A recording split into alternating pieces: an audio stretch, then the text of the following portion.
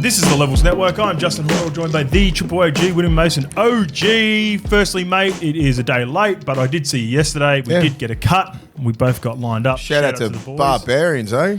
Ali, Ahmed, all the lads. Keeping us crispy.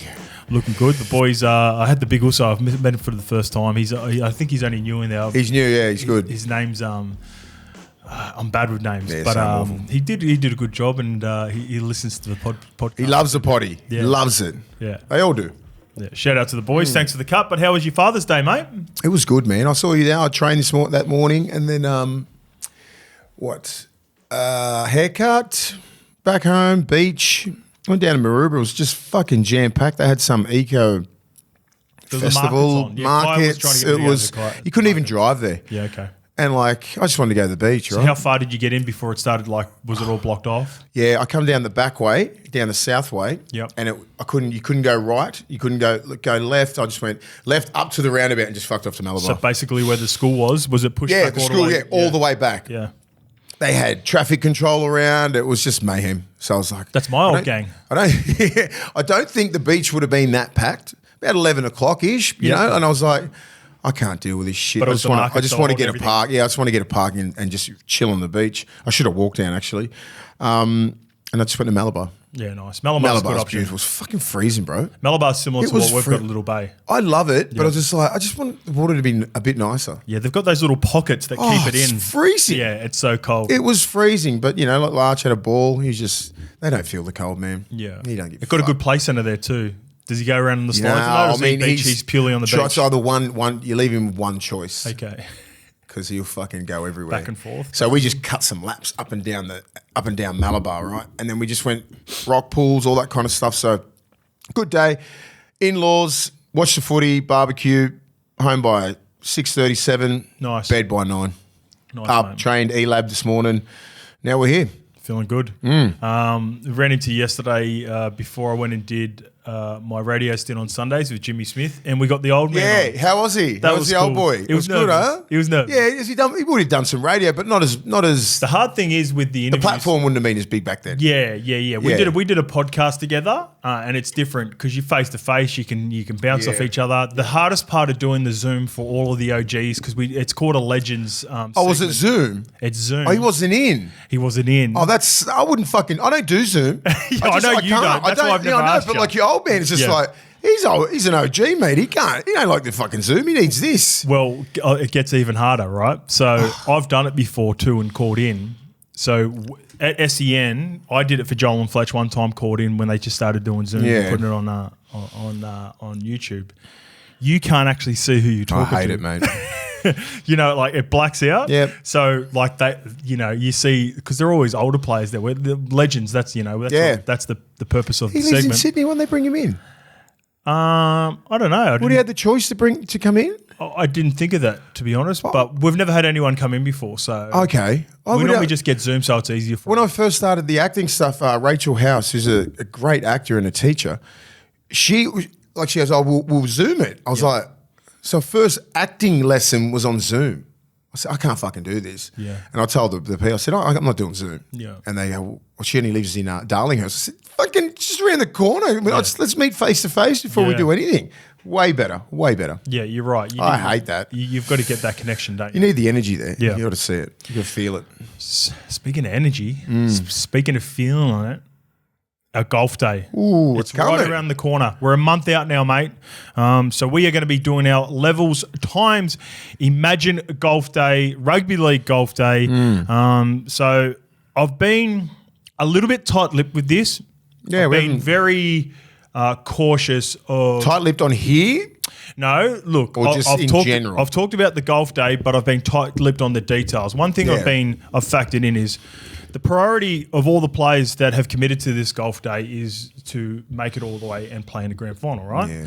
Unfortunately, there's only 2 teams that can play in a grand final. So I've been very cautious to advertise it and go too hard, but the time is there. We've got half the group that have basically been eliminated now. I've been in constant communication with all the players. So the day will consist of 2 players from every team not playing in the grand final on Thursday.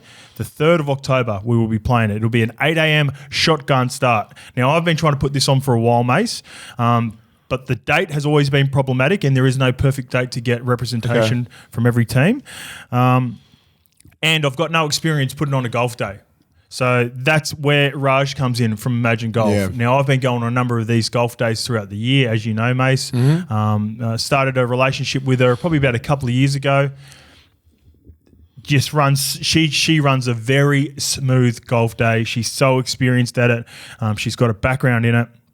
And basically, her business, Imagine Golf, they specialize in corporate networking events. So it's basically, you sign up, you might be a business, and it's a way of meeting other business owners or meeting other athletes, whatever it may be. Yeah. So Raj she crosses all the T's and dots all the I's. She's got all of that sorted for me. So I've just been able to focus on getting players. Now, I've been in constant communication with all the players. Everyone's, like I said, priority is to play in the grand final, but I've got the boys excited about a plan B if they're not part of the two teams. And I think Thursday, 3rd of October is the perfect day too. Because After the GF? No, it's Towards. It's heading into the grand final. Okay. And the reason that's a perfect day, I think you get all your media stuff, and we've got the great Cam Munster calling in as we're talking about this. I'll have to do. Should I? Oh, yeah. Talk to him. Yeah. Talk to the money. Hey, money man. Hey, brother, sorry about on the weekend. That's all right, brother. Hey, by the way, we're on content now. We're just doing the potty with Mace. Stop torturing everyone, money. Fuck. Here he is. So Get out of here, mate. A little bit of context, Mace. I was trying to get Money to do radio for me on Saturday morning, but he had training. So this sums up the bloke. He's calling in on Monday morning, apologising for not being able to turn up. Classy. Thank you, Money. I'm just talking about the golf day that you won't be a part of because you'll be in the grand final, mate. So. Hey, don't be jinxing us. I hope I don't see you, money. Put it that way. It'll be a nice little concept, the doggies in Storm, if that's the case. That would be nice. That'd be nice. That would be a really good.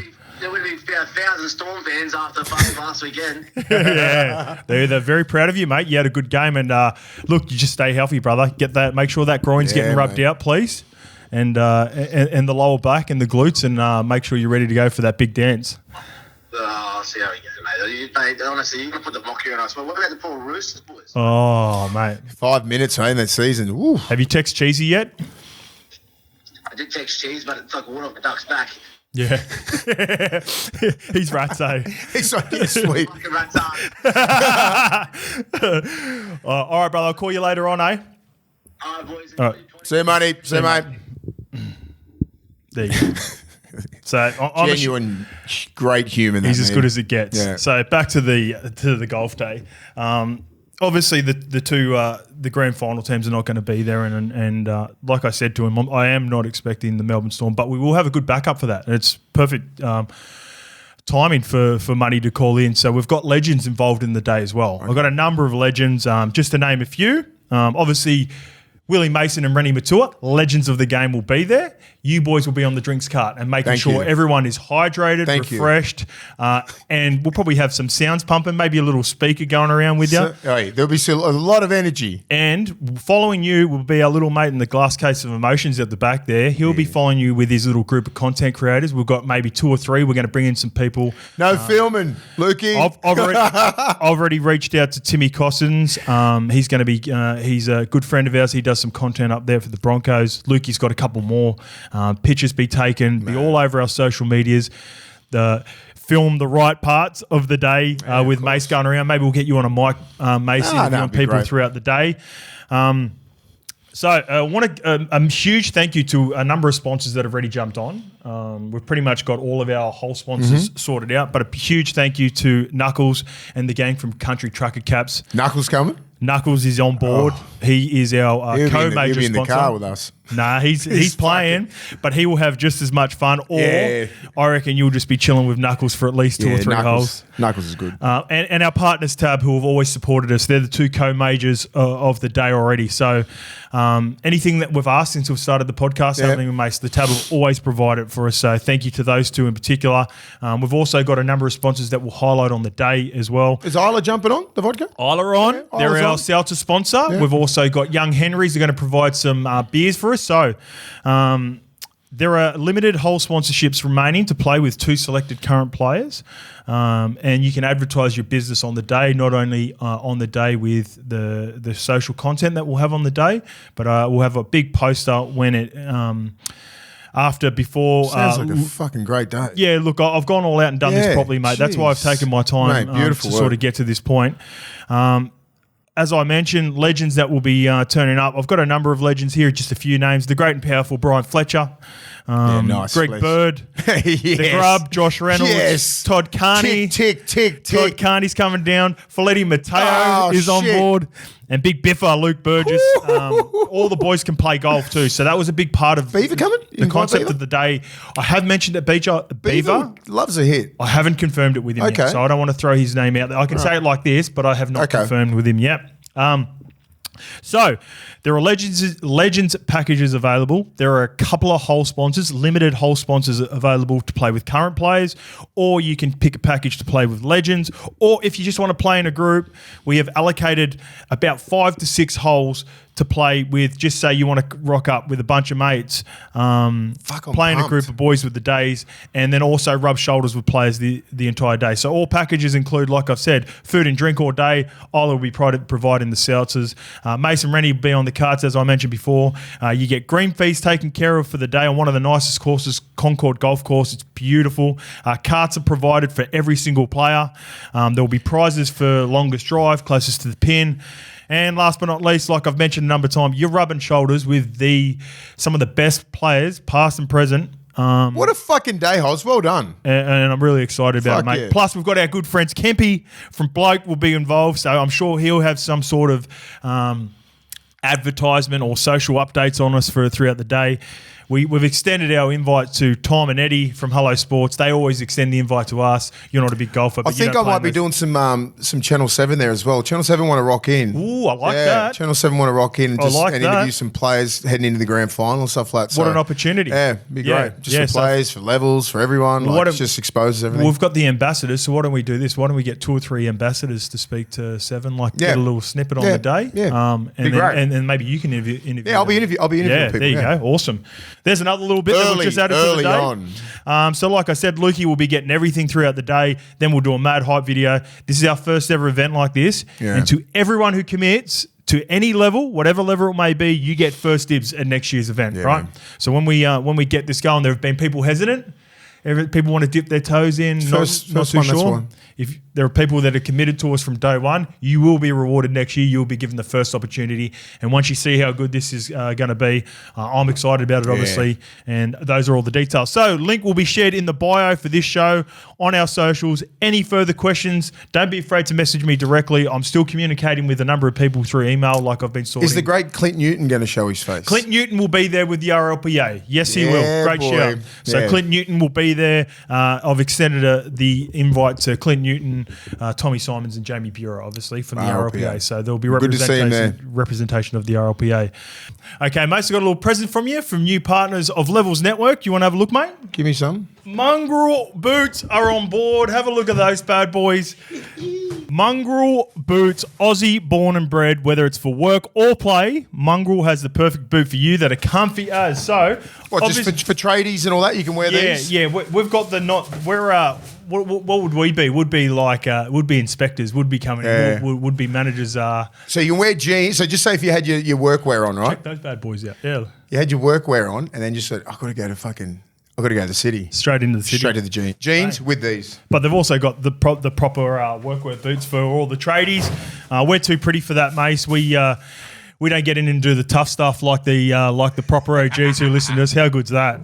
Westside managers. That's who we are. Mongrel Boots are manufacturing premium safety and non-safety boots crafted for the Aussie worker. They've been around, Australian made and owned since 1930, mate. Mongrel Boots is backed by 5 generations of experience. They're engineered advanced technology and built tough. Just like us Aussies, just like us Kiwis, just like us, our Tongans, all the boys that get in and do all the hard work.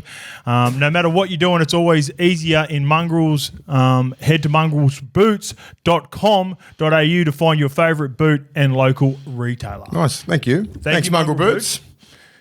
They're the Mickey. Just got to try and think, where would I wear these? I'm going to chuck some pair of jeans on. Yeah? Maybe chuck on a little bit of high vis and pretend like I've been doing some hard All yards. right, ring me brother up and get on site for about 30 seconds. Go down the pub. Get on the site for that's it. Get on site for 30 seconds and have a clipboard. Tick. Yeah. Inspect a few things, tick it off, pretend like we're doing some sort of hard work, unlike bag their shoes and say, get some fucking mongrel boots, you wankers. Thank you to Mongrel Boots for getting on board, and thank you to everyone who has supported us, whether it be on YouTube, whether it be on Instagram, whether it be on TikTok. And remember to always subscribe and follow us on Apple and Spotify. Leave us a podcast review and leave us a YouTube comment, which builds out our show because we are a listener-based, fan-based show. And that's where we do our best work. But let's start off with our BSC Dog of the Week, mate. Yes, and remember, the BSC cans can be found in Coles right now. And shout out to Trippin' to the Max. Trippin' to the Max with a MACS. Just tuned in, watching and sipping on a lime crush. BSC can. Love the potty boys. Keep up the epic work.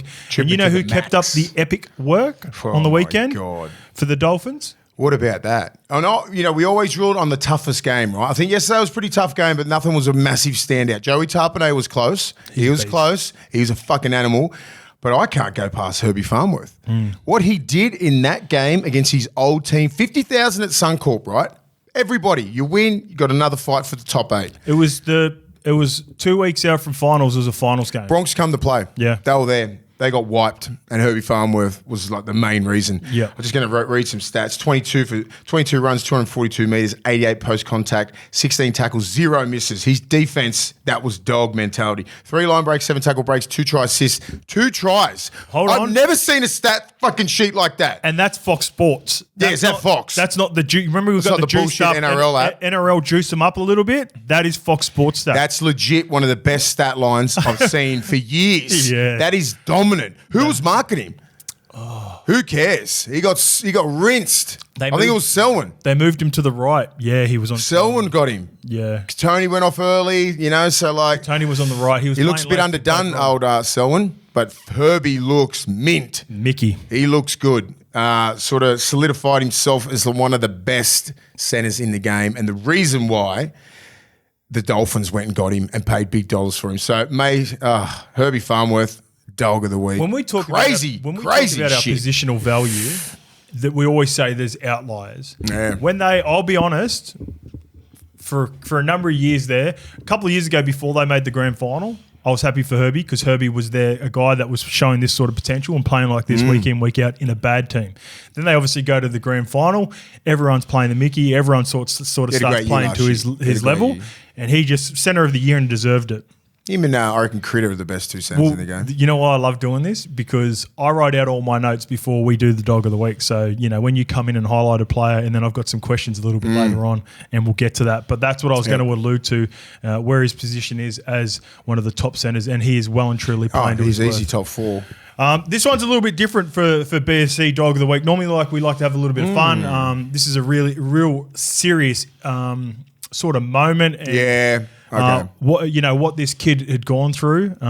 It's more around the mentality, the camaraderie, the family of rugby league, not only for his own team, the brotherhood, but the brotherhood of the Penrith Panthers players. Brian Toto writing some stuff on his wrist to represent Tyrone Munro's mother and uncle who passed away in the same week.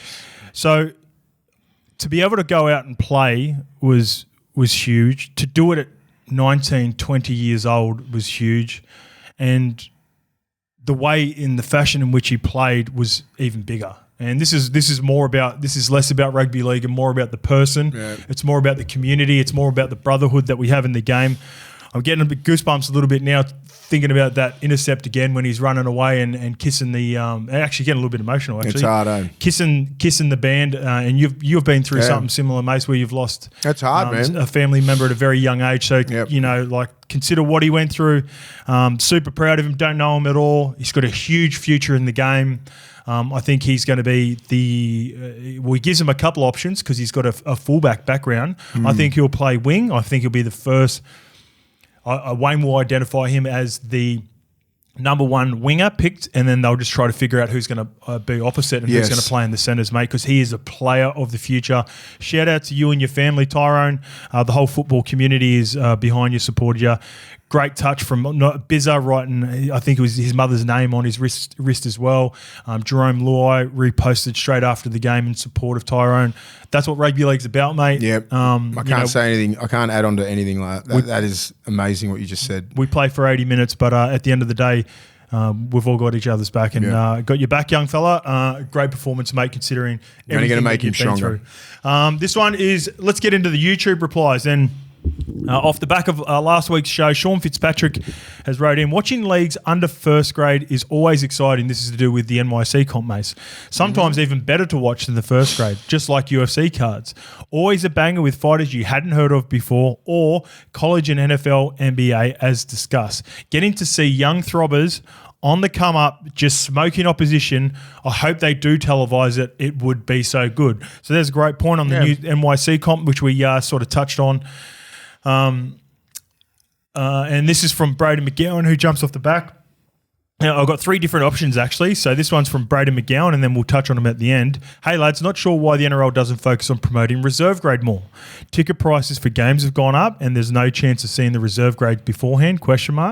Teams are made up of a top 30 squad. That means there's potentially 12 contracted players in reserve grade. As a fan, I want to see players like Sua Falongo on my TV in reserve grade every week. That's a good point. A proper reserve grade comp with the best young talent playing in that reserve grade team would be just as appealing as well, I think. But this one sums it up, and this is a combination of why I think the coaches and the people involved are going towards the NYC, or it might have been. Anyway, this is before sort of the scorelines that we've seen over the weekend. Hey, boys, in regard to the NYC comp, do you think the NRL are willing to promote it because it is a different style of football? Rather than a lesser version of the NRL, which essentially is reserve grade, kind of like the NRLW, the old NYC comp was full of exciting try scorers, not too worried about defense. Remember that was the problem. Yeah, so that was one of the parts why they got rid of it. There was a wider range of player talent and skills, so the guys were head and shoulders above, would dominate and really good to watch, giving more commercial appeal. So I agree with pretty much all three, trying to find the perfect scenario for it. I guess what was happening was because normally the gun kids from 20s would go up and play reserve grade and therefore wouldn't be as dominant in the under 20s, because they were staying in the under 20s comp and being highlighted. They were basically smoking the under 20s. I remember watching. Then they got to first grade and just got absolutely hammered. Well, some did, but some went through. You're always going to have your best kids, 19, 20-year-old. Some kids in different positions are going to come up and just, it's like a fish to water. They kill it. You know what I mean? But there's a lot that didn't, because the coaching wasn't on point, right? With a lot of clubs right now, if you're in Jersey Flag, reserve grade, you are training exactly like first grade. It's the same principles. It's the same defensive systems. So the back there, the alignment wasn't there back there. So a coach had his own his own thoughts in NYC. Wasn't coaching them the same as what first grade was. Yep. You can't do that, right? No. So in the last sort of, I reckon, 5 to 8 years, it's always been everybody's learning the whole thing. We're Harold Matts all the way. Most clubs are Harold Matts all the way to first grade. Same system, same calls, all the same plays. Example. Yeah, exactly. So the pathway is there. So it's not as hard for you, right? Yep. To learn plays, all that sort of stuff. The system, the systems are like that. So I think the coaching is going to be different. So what I reckon affected that back in the day is egos and not wanting to share too much information. Yeah. But if you're confident, and it sounds like obviously Cam's doing that at the Bulldogs, if you're confident in who you are as a coach, then you're not worried about who's coming through. You share as much information to the lower grades as possible. Got to. Therefore, when they come up, it's the same play calls, it's the same principles, it's all the things that are going to serve them well as they go through the grades, right? Because I saw it in 2008, right? I was at the Roosters. We had some kids come through and it's just like, these kids learning the same shit as us. Yeah. They're like, no, it's different plays. It's different names. Like, everyone's got the same fucking plays, right? Yeah. It's about execution at a high level. And the systems in defense need to be the same. That's the main thing. Yeah. The main thing is defense, right? You've got to have the same sort of mindset. When the work from marker from A, B, C, all the way out to that, you can't have different systems like coming up and sliding, all that sort of shit. Like other people have a different philosophy on it. But now you can't. No. You are getting the coaches are getting coached by like guys like Gus. So Gus is coming through. That's why the GM is very important, coming through, telling them the exact same things what to do. So he's relaying the message from Cam all the way to we're the doing from in Pathways right now. We are teaching these kids first grade movements. Awesome. Or NRL movements at an elite level. Yep. Elite communication. Everything that you need to be given is from us. Are they watching film from the first grade exactly how they're doing they are. So I think you'll see a lot of kids go from the NYC, play a bit of reserve grade, NYC reserve grade, and then to first grade. The transition should be not seamless, but like not as hard it was in 2008 because you're learning the exact same things. It's just about trying to acclimate yourself quickly. Yeah. But it might take a year or two, right? If you're an 18, 19-year-old kid, you're going to be, if you're the best kid, you're going to be playing NYC, right? If you're 17, 18, put you in NYC, right? And then you'll have a couple of games in reserve grade. And if you're good enough, you're going to go straight through. Here's my next question then. So do we, for the NYC competition, do we highlight the best youngsters or do we highlight a proper reserve grade competition? Because I feel like it's been a little bit split. I would say it's more favouring towards an under-21s competition, whereas I think if you highlighted a reserve grade competition league-wide and then just still had the best young kids, you get the best of both worlds and you get the best experience. But I think for the most part, for the entertainment value, in saying that, like a deterrent for the NYC comp back in the day was there was too many points scored. That's not a problem in NRL now. No. There was like fucking 80 points, 88, 84 points scored in the Dragons Eels game. Yeah, that's an anomaly. You don't usually get that. It's usually about 50 points. It is trending now. Yeah. Well, you look at the weekends. It's just the momentum on some teams, right? It's hard to break that. You don't usually like. There are a few factors from the weekend. Yeah. It's the back end of the season. A lot of players are tired. I think the sin binning is at an all-time high. I think that's another factor that we've got to consider. But look at this, Cowboys 38-30, Manly 34-22. You just got to be able to defend and you win games. Pretty much. If you're a good defensive system, you usually win most games. The Raiders versus Roosters 14-12. Yeah. That's as rare as you see that. You just don't see games. It's usually about a 26-18 game. That's about it. Something like that. 20. Yeah. Well, if you get over 26 points, you usually win. I think the unders and overs for a lot of games these days are set at like high 40s, like high 48. Yeah, that's what I'm saying. 26 will get you a win, but the other one could be 22, right? Robbo mentioned it in the presser actually after the game. He's like, normally when you keep a team to 14, you back yourself to win. He actually enjoyed the contest. We'll get to... And another thing that gets me, like what the guy said, is a top 30, right? Yep. So you've only got 17 players you can pick. Yeah. So the other guys are playing reserve grade. Yeah. Some of those guys in the top 30, they could play NYC or 21s or something like that, but rarely they can't. They're about 25, 26 years old, but they're just not in the top 17. What about where do you? I want to watch those guys. What about an NYC comp under 21s with a sprinkle in of? Do you think it would be too much of an advantage to have 3 overage players in a 21 system? I used to like that. I don't mind that. I like the idea of it. I don't know the execution of it. Like I'm so, like for instance, if you get a player drop back with. Then what do you have under the 21s? That's the problem. Like, do you have it under 18s? I'm trying to think of an example. Like so just say. I was going to say a couple, and then they're not a great example. So I'm just trying to think of a gun player who might be obviously coming back from injury or just missing out on first grade. Do you think a guy like who's older, an older guy? So you say Raymond Fatala Marino? He's about 26. He's been coming back from injury. Same sort of thing. Like, is he playing reserve grade? Is he playing like first grade? He can't play NYC, all that sort of stuff. So that's a hard one. It's funny you said the Dragons. Dragons have got a few. My first thought was both Christian Tuipolotto and Michaela Ravalawa playing against under 21 kids and 18, 19-year-old kids. I think they'll destroy them. Ravalawa and all. Yeah, those blokes. Exactly. Would that be unfair? 2 or 3 of them. Not playing? Really. If you're in NYC, if you're 21, man, in my eyes, if you're fucking not playing first grade, but it's a hard road. But not all the guys that are going to get to the 21s. But if you're the best, that's where like the club and the recruitment needs to be smart. This kid's ready to play 21s. Yeah. 21s is a bunch of young men. Okay. And if you throw 5 or 6 guys that are overage, so be it. Okay. That's the way it is. What you think of that and proposal. from under 18s, just say if Jersey Flag is 19s, if you're 19, 20, 21, you're a grown-ass man. Some kids develop a little bit later. Yep. But your 21 compared to my 21 would be a lot different, Mace. Like you were a man, you were playing first grade. I didn't debut until I was 23. So just say if I'm playing in that, like there'd be it'd be hard, but it's a considerable difference. Ravelo running against you compared to me. Yeah, it's very cut, but I understand it's very cutthroat, right? It's just like, well, he's not good enough. Just play reserve grade. You know, we'll look at him. He might bloom in a couple of years or a year later. You know what I mean? Like they don't really care that much. They just want the best kids coming through because you're not going to get everybody who comes through the system to play first grade. The stats is clearly there. 1 out of 100, 110 people get to go play first grade, not even be dominant first graders, right? So you got to be fucking fair. Like when you're looking at an SG boy, like maybe that one kid, Jersey Flegg, maybe 2 or 3 kids. You know, you might play first grade, but you might play 6 games, right? Yeah. But will you play 100 games? Are you a 100, 200 gamer? You play an origin tests, all that sort of stuff? They're a fucking anomaly. Yeah. But rare. You don't know. You can't even say that when they're playing Flegg. You're like, fuck, he looks good. And then they have down games. It's like, it's fucking hard, man. Yeah. It's hard. Yeah, especially in the halves. Most forwards, you can sort of go, he can play first. He's got the traits. Yeah, he's got all the traits. He just needs to learn a couple of the right habits and everything like that. But like halves are hard. Most wingers and outside backs usually come through the system quite quick. You know, when they're 18, 19, they're fucking peaking. But halves are like, you know, like. Yeah, I'm with you. Because there's a size thing.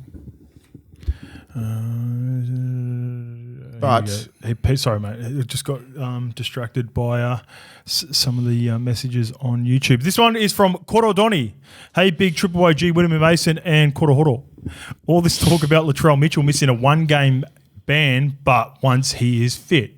So, have you heard about this, mate? So he's going to miss a game, but they're saying that he can't, like, because he's out injured now. Trell can't use it. He can't use it. Could you say if you're South, could you say, yeah, he's clear to play, and then you get ruled out the day before? Well, that's where this question is going. So what's the purpose of that once fit? When Jamin Salmon got a 2-game suspension off his late high tackle on Tamati Martin back in round 18, it didn't really matter. Different circumstances, right? Like, so Jamin Salmon had broken his jaw, but he got suspended for 2 games, but he missed all that time during while he was injured anyway, so it didn't really account for it. So it's a different example, but I guess it's the same context. Like, yeah, it's a hard one. What do you do if you're South? You like just say this. How long's Latrell been out for? Fucking 10 weeks. Since the Parramatta game 2, wasn't it? No, the Parramatta game. Yeah, so game 2. You're right. Game 2. Yeah, nearly 8 weeks. Game 2, yeah, 8 to 10 weeks. So it's just like as if you couldn't declare him fit if you really wanted to worry about round 1 next year. Would that then be just like bad taste from South Sydney then? It'd be, I want him fit for next fucking year. Well, round 1. For sure. I want bums on seats, so I'm going to do whatever I want, get this season out of the fucking way and just concentrate on next year instead of that hanging around again till next year, and then it gives more fuel to the fire for the media to start hammering Latrell again. Or he's out for one. You know, they'll be going at it the whole time. When's he back? Bringing up all this shit that he's going through now. You fucking nip it in the butt. You know, he can play.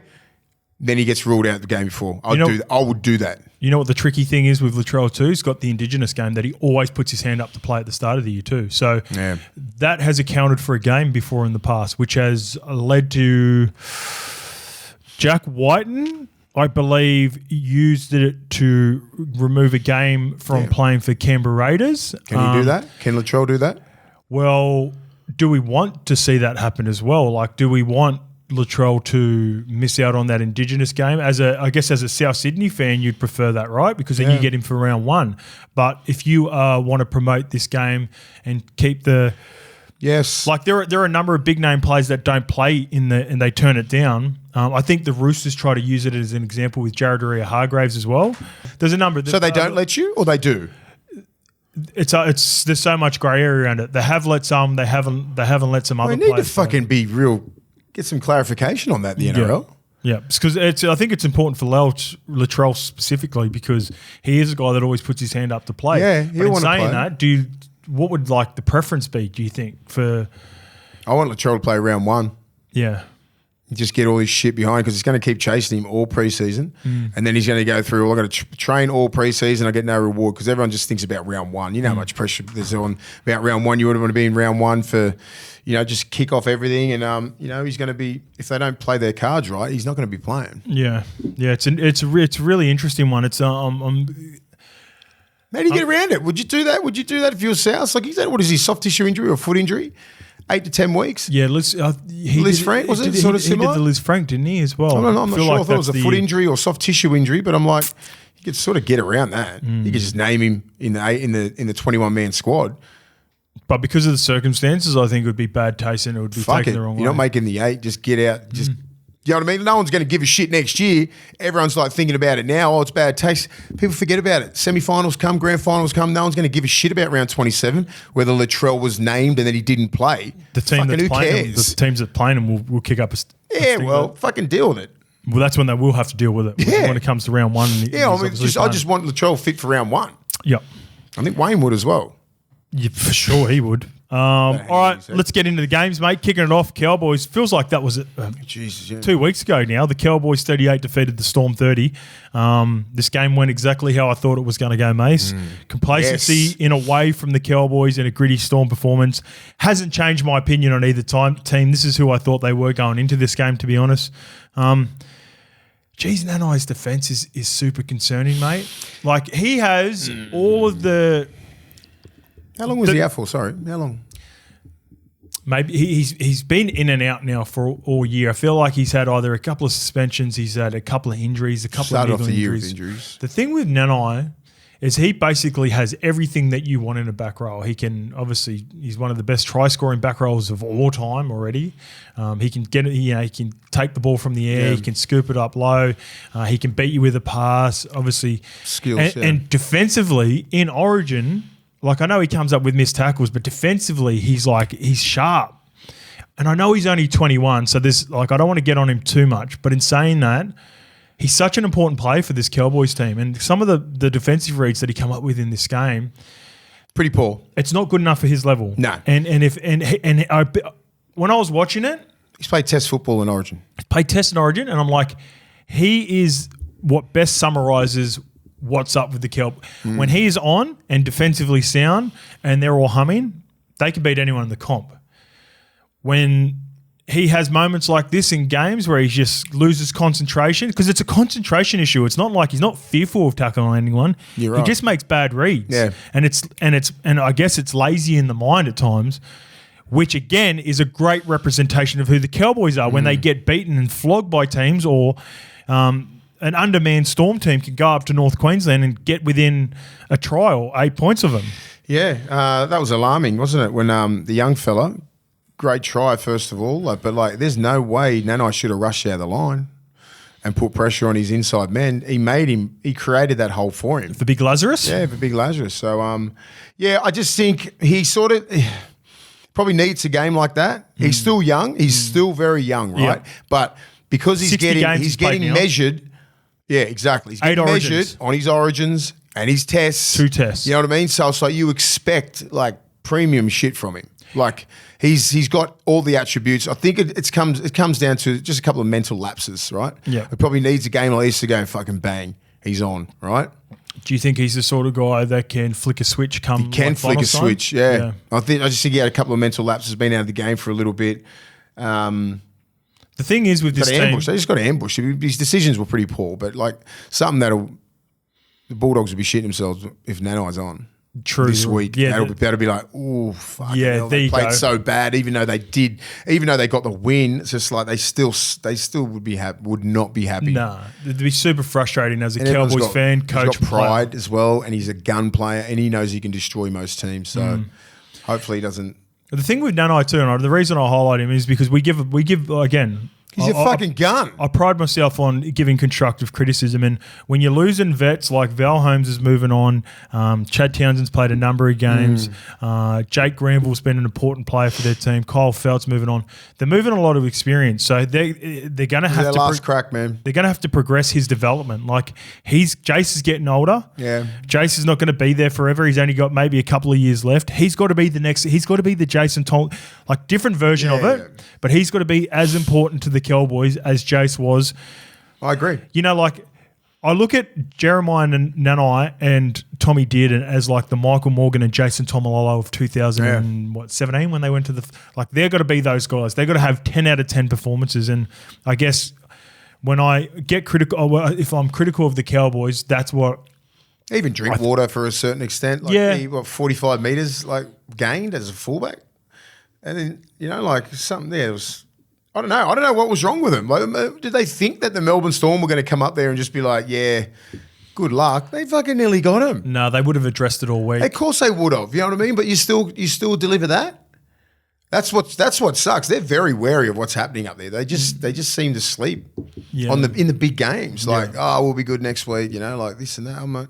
It doesn't work like that, having a big run into the finals. You need momentum. You need to be playing at a fucking high level. The hardest thing to identify with the Cowboys as well is that they've got so much talent, but their talent is inconsistent at different times. Like sometimes Drinky plays like a 9 or 10 out of 10, and then he can have a really rough game. Same as Jeremiah, and same as, I guess, the two constants are Tommy Dearden and Ruben Cotter with the C, and that's why they got the C's next to their name.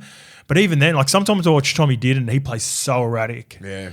And when it comes off, it looks great. And when he ducks under people, it looks great. Sometimes, it leads to, in my opinion, errors down that left side. And I guess I'm going to get a little bit more critical on the teams in and around the 8, just like I was with Manly last week. They come on and had a great performance. We'll get to that in a bit.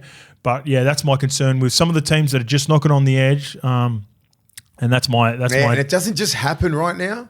It just happens for teams like Penrith and Melbourne because they've been there and they're tried and tested and they've won. Good point. You know what I mean? It doesn't just happen for a team like the Cowboys. No, they don't. Have they runs on the really board. need to just start putting out some really good games where it's like, fuck, they're playing really well defensively. They work hard.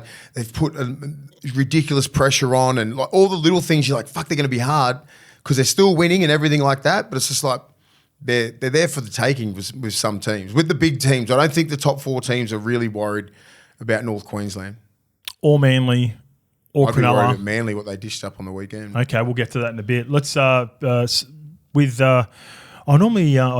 Cowboys did win the game. But we just had a call from the great man himself. I thought he was excellent. To see Money playing sideline to sideline. My criticism now with that, off the back of it, of how good and dominant Jerome has looked, and then Money without Jerome and Harry.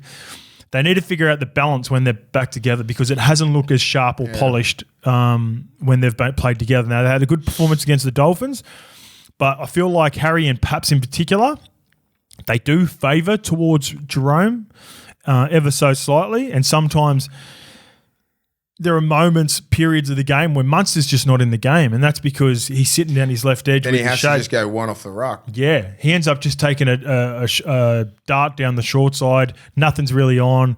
Sometimes looks a bit frustrated because he doesn't have a fullback sweeping out the back. Whereas there's a part of me that was watching that game like he's loving this, and I haven't had a chat to him about specifically that. That's why I was trying to get him on SEN to have a chat to him. Bro, what about that fucking Farlongo kid? That I've seen good footwork. He's another level. He made 2 or 3 clean line breaks. Twinkle toes. When there was like full lines at him. Did you watch it on 9 or Fox?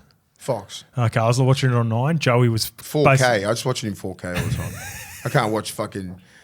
What is it? It's not even HD on Channel 9. Yeah, I'm not too sure, but I just listened to it to listen to Joey because Joey cracks me up. Joey was, mate, you would have loved it for the commentary on Joey. Joey's like, here we go, like basically calling it before it was happening. It was like Tony Romo-esque from NFL because every time he caught the ball, Joey would just start laughing or like. How good is he, bud? Oh. He's got like full, like there's about 4 or 5 guys trying to get him and they fucking sprint down there, get a full line and it doesn't matter. It does not matter with him. It doesn't. Like who's got footwork like that guy? Because he can hit you with a real big one, or he can hit you with this little stutter and then a big one. Goosey and stutter. It's both feet. Yep. It's crazy. Doesn't matter what angle you're at, even if you're trying to track an inside hip or something like that, he'll get you just really late. You can stay as straight as you want. Oh mate, it's. We talked. I think. What do you do? Did we compare him to Benji a little bit? Like, yeah, and I just don't think Benji's got nowhere near as good a footwork as him. Oh well, here's what was going to be. Benji and Matty Bowen. That's what he's got. He's halfway between that. I would say he's a combination of Roger and Matty Bowen. Yes. You remember Roger when Roger hit the scene? Yeah. Roger hit the scene. Like now, Roger's a little bit older. It's but he's not got as both. sharp. When Roger was just mainly left foot when he first come in, and Yeah. developed a right foot. He's got both plus the speed of a mango. Yeah, Matty Bowen. Yeah. Like it's ridiculous what he's got. His trick bag is fucking unstoppable.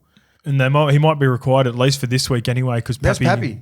Not too sure. I haven't followed up on that. But I hope it was just a... they said it was like a cork in the back of the leg. Lower legs, man.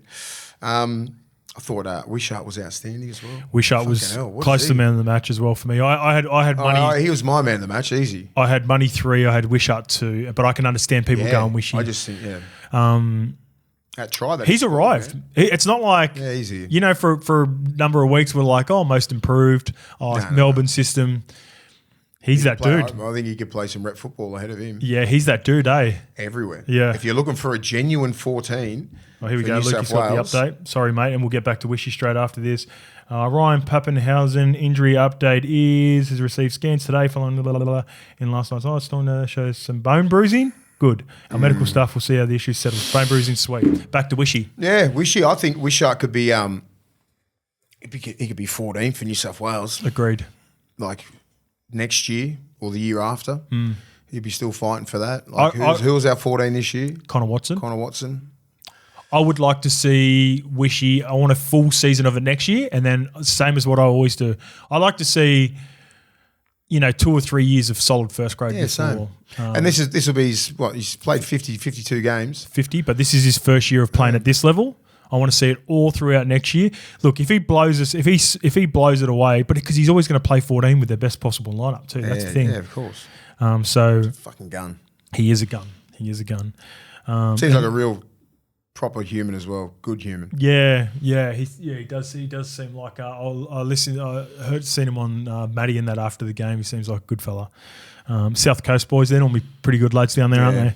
All right, mate. Let's get to the Levels Cup. The Scope gets the dub. Sea Eagles 34, Manly great against the Bulldogs 22. We spoke about this, didn't we? Like off camera, it's like this is the game where it's like if the Eagles play like exactly how they play. If Paseka looks in the mirror and realises he's 6'6", 120 kilos and can fucking destroy teams at will, that's trouble. Olakawatu, if he's on, it's trouble. If Tommy's on, it's trouble. DCE's on, it's trouble. Guess what? They're all fucking on. Everyone was on. Ruben Garrett, Levi Whitey. Yeah, so it's hard to beat. Beat a team. Hard to beat Manly when they're like that. Man, I really think, obviously the Tommy Turbo injury we'll get to in a bit, but if fully fit, Taniela could be the key to this whole thing for Manly. He is.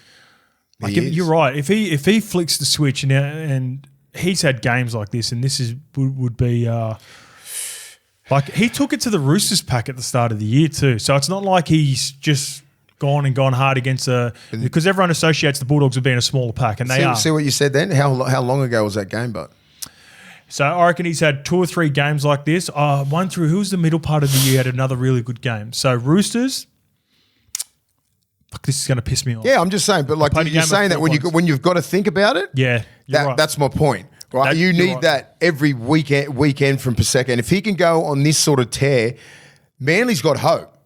Because the Roosters just fell over in 10 minutes there with Brandon Smith and young Sam Walker out. Yep. That's fucking put them right back to the pack. Radley with his shoulder. You know what I mean? And that sucks for the Roosters because they were my team to go through.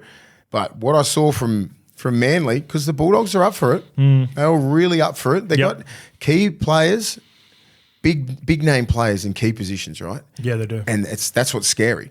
That's what's scary. And then if everyone else plays their role and can just rise or about 10%, come on, man. You can't say they can't go toe-to-toe with any of those top 4 teams. Yeah, when they're on like that. Well, don't give me a West Tigers fucking game. Right? Yeah, but my concern is that. Yeah, I know. I'm just saying, just say you got 4 more games, fucking max. Yeah. 4 or 5 games. If we max out, boys, we've figured it out, maybe. We've fucked around and we've finished 5th or 6th or whatever. And we haven't reached any potential. And it's not about reaching potential during the year. It's about fucking now. Yeah. Let's go for a run. Let's see what we got. We got a full deck of cards. Let's see what the fuck we got. What? Well, they don't. Now we've got Tommy. Tommy sweet. He got a head knock. No, he's got AC. Oh, fucking just jab it and be sweet. Yeah, That's AC. what they'll do. The grade 3, they reckon he'll be. Was it a grade 3? Yeah, my bad. Yeah, you can't jab that shit. He'll be. They're saying that he'll be back for finals. I'm less optimistic. And I guess I'm very cautious with Manly because deep down I do want Manly to win. Like at the end of the day, I'd love to see Daly go out a winner in his final couple of years. But in saying that, They can't win it without Tommy. Fuck no. Sorry, like, I didn't know it was grade 3. Just like I don't think Nath can win it without Penrith can win it without Nath. I don't think Roosters can win the comp without Sammy Walker. Melbourne might by default. It's setting up for a Melbourne type year, isn't it? Anyway, back to Tommy. Back to Manly? Yeah.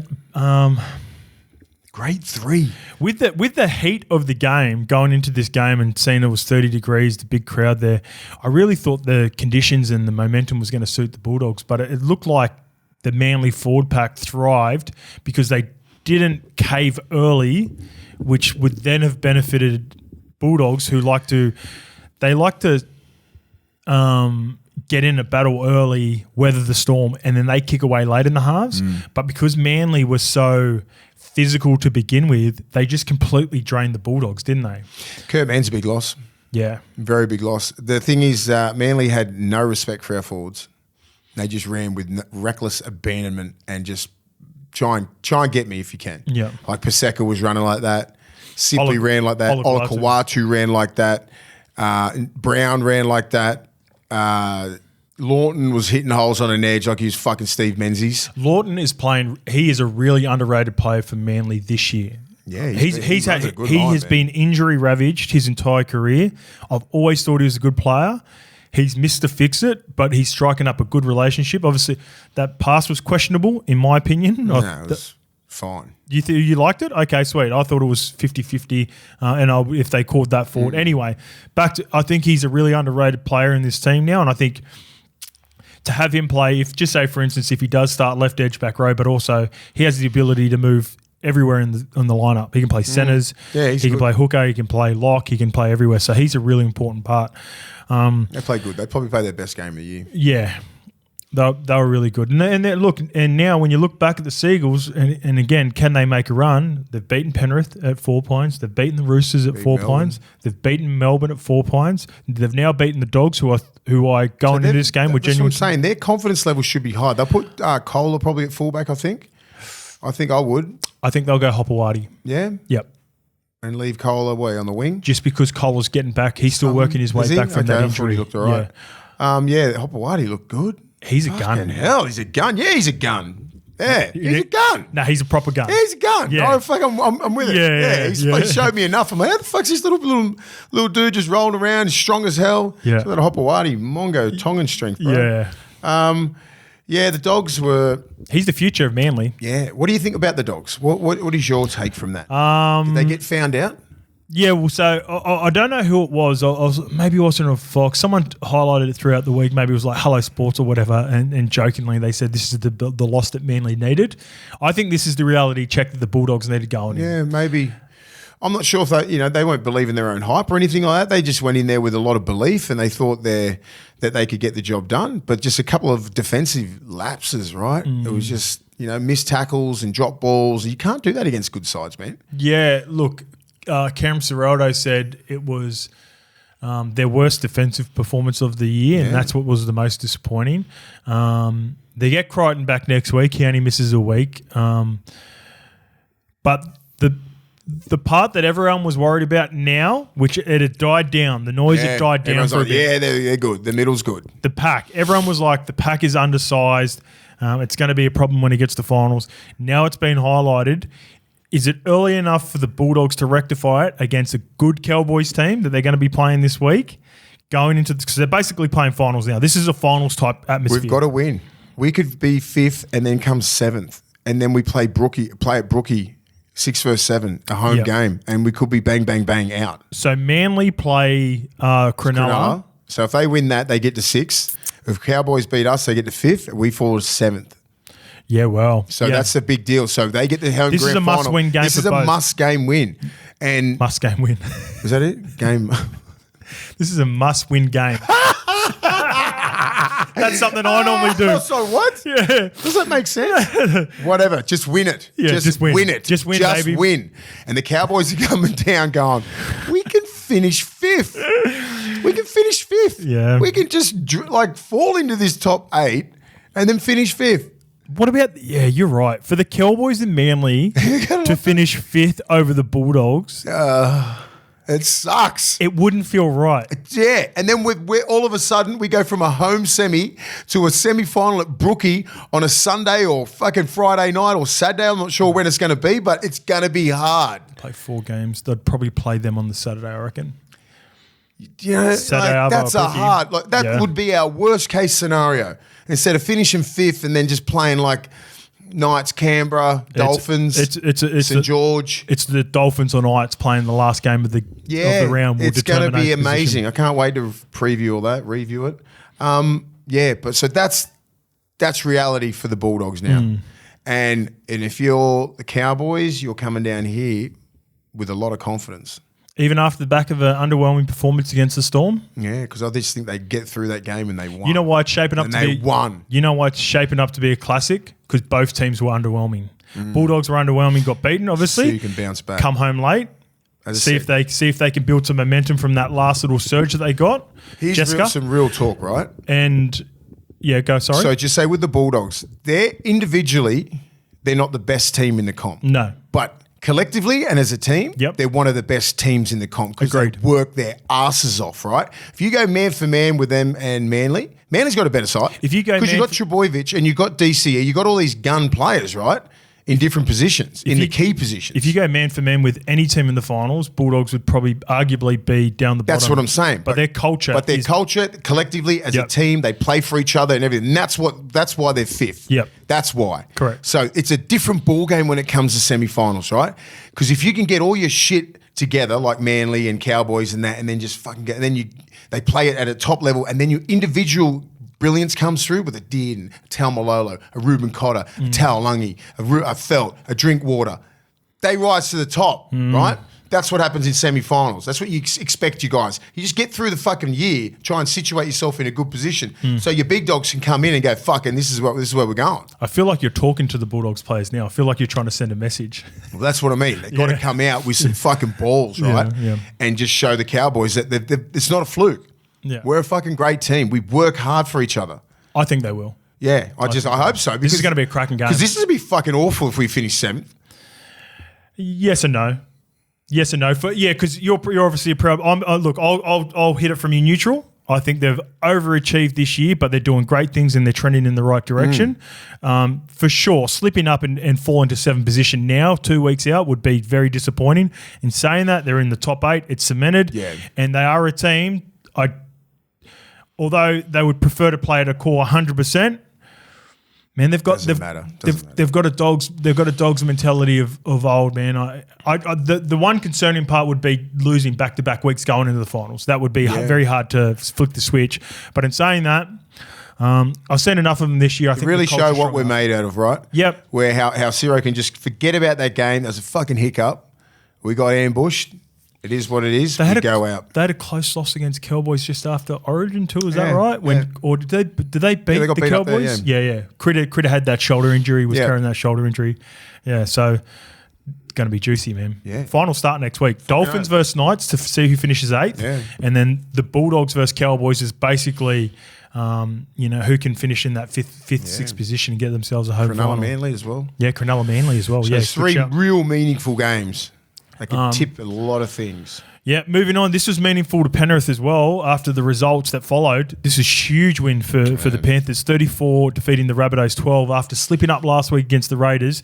This game was strange for me because Panthers clearly looked fatigued across the board. Like clearly. This had class. Dylan Edwards looks busted. Isaiah Yeo was unbelievable. Fucking outstanding. But in saying that, he still does look like... How do I explain it? He was clearly the best player on the field, but it's not the Isaiah Yeo that's won 3 competitions in a row. He looks like... Just get through. Just get through this year. Get through the year. James Fisher-Harris doesn't have that punch. Moses Leota, they put him on the bench to bring him off, I know they... Look, don't get me wrong. Don't get me wrong. Yeah, I think... Who? Grant? Is it Grant? The kid who comes off the bench? Is that his name? No, Liam Henry. Liam Henry, yeah. Liam Henry and Lindsay Smith both played big minutes. Don't get me wrong, I'm not doubting those guys. And they will flick a switch and they'll be fucking very hard to beat. It's the only team that can do it. It is really right. Is it starting after the results over the weekend with the Sharks and the Roosters? Does it then favour now Penrith because they'll get that home final, which would have been Penrith having to play away would have been so much harder for them playing a Roosters team. Yeah. But now, obviously, they go on. They beat the Rabbitohs. Just their class. I mean, it was just their class, right? Of Yo and Luai and all these guys just doing their role and just getting through the win, getting another win at home. And like, you know, Souths are always going to have a fight, right? For sure. They've got pride and everyone just, you know, wants to finish on, you know, on a win and a We little talked bit of about the confidence and circumstances everything with like that. Tyrone Everyone's too. playing for different reasons. And I'm like, it's a harder game for Penrith to get up for that game.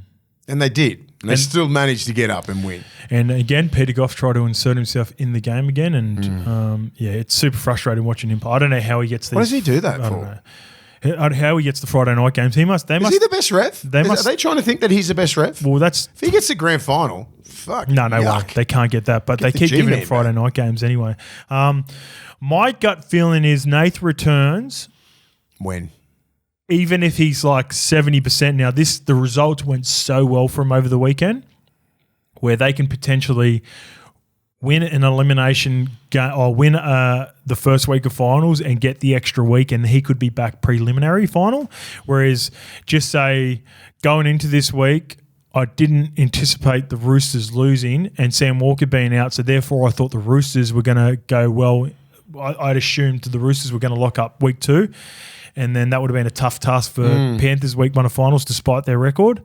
Now it's opened it back up, and it could be favouring Nathan, giving Nathan an extra week off with the entire team. I wonder what the sort of medical process is when they go, well, in 2 weeks, will I be a lot better than I will be right now? You know, like it's going to be one of those injuries. Like, can you deal with it? Well, also, And I think he's a tough little prick, and he'll be fine. Well, you've got to take into consideration the opportunity to win 4 in a row. Like, so if you ask Nath, like, how are you? You know, like when you think about the Cooper Cronk, everyone talks about the Cooper Cronk heroics. No one really talks about what Jerome Luai did last year too. No. Hardly any. They never give him. No one gives him credit. They never do that, and that was one of the toughest fucking things I've ever seen. Yeah, way so- better than Cronk. So if Nath could do it, not way better. I'd say Way better. I'd say on par. Love you, Cooper Cronk. I'd just both. I'm joking. Fuck. Both give him credit. He looked like fucking on Ace Ventura, Cooper Cronk. When he's hit with a dart. I don't think Jerome gets the credit that Cooper does for whatever reason. I'll never give him his credit, bro. Come on. And in saying that, if Nathan comes back, We will, bro.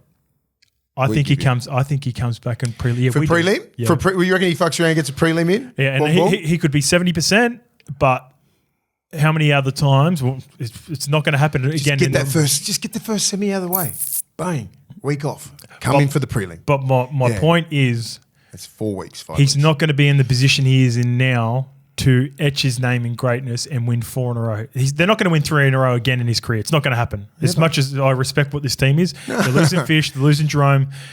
If you This is it. This is the last dance. 4 in a row, They've got it. They can still win it. yeah, that's He what I just mean. needs it.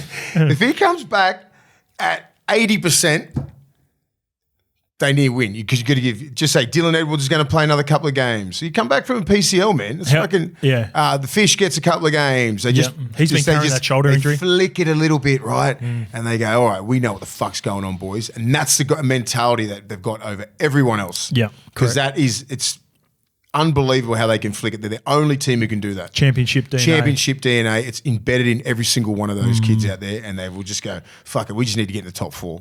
That's it. How important is that? They've first mucked week of around, had their finals? worst year in 4 years, and they finished second. Oh, terrifying! What a terrible year, Panthers. We only finished second. You know when people would wish they finished second? Mate, considering what they've been through to where they are now, unbelievable. Wow, unbelievable. What a performance from Tyrone Munro. I highlighted him as my dog of the week. His body shape is considerably bigger. I He'd be think good. he broke his collarbone at the start of the year. I think that could have done him a world of good as well. He's been able to put on some weight. He's been able to get in the gym for a full season, it looks like. My best backline for them next year, I don't have AJ as a part of their best backline. Come on, bro. Don't disrespect him like that. Hey, no disrespect. Hey, no respect. Mad respect for not Give giving him respect. Latrell Mitchell, fullback. Tyrone Munro. I like Fletcher Myers on the wing. I think he's a bigger body. Don't get me wrong. I think AJ will be. I think he'll be part of the team. I know how you roll. But then Isaiah Tass, Campbell Graham in the centres, Jack White and stays at 6, Cody Walker at 7. And I'm not completely ruling out Ilias with Wayne arriving. I think Ilias could be their 14 off the bench. Ilias will be out of there. I think so. But I would If he's smart. If he's smart, he'd be out of there. Well, it's very hard now because he had that injury. It's going to be very hard, and we're close with Braith, obviously. He's a decent half, after him. I think it's both ways there. You know, and they've got that Jamie Humphries rocking up from Manly. They've got Lewis Dodd, who they bought from some Zealand. depth in the back line, right? Yeah, well, depth in the outside backs. Campbell Graham was a massive miss this year. Yeah, he is such a fucking great defensive player that he's slept on.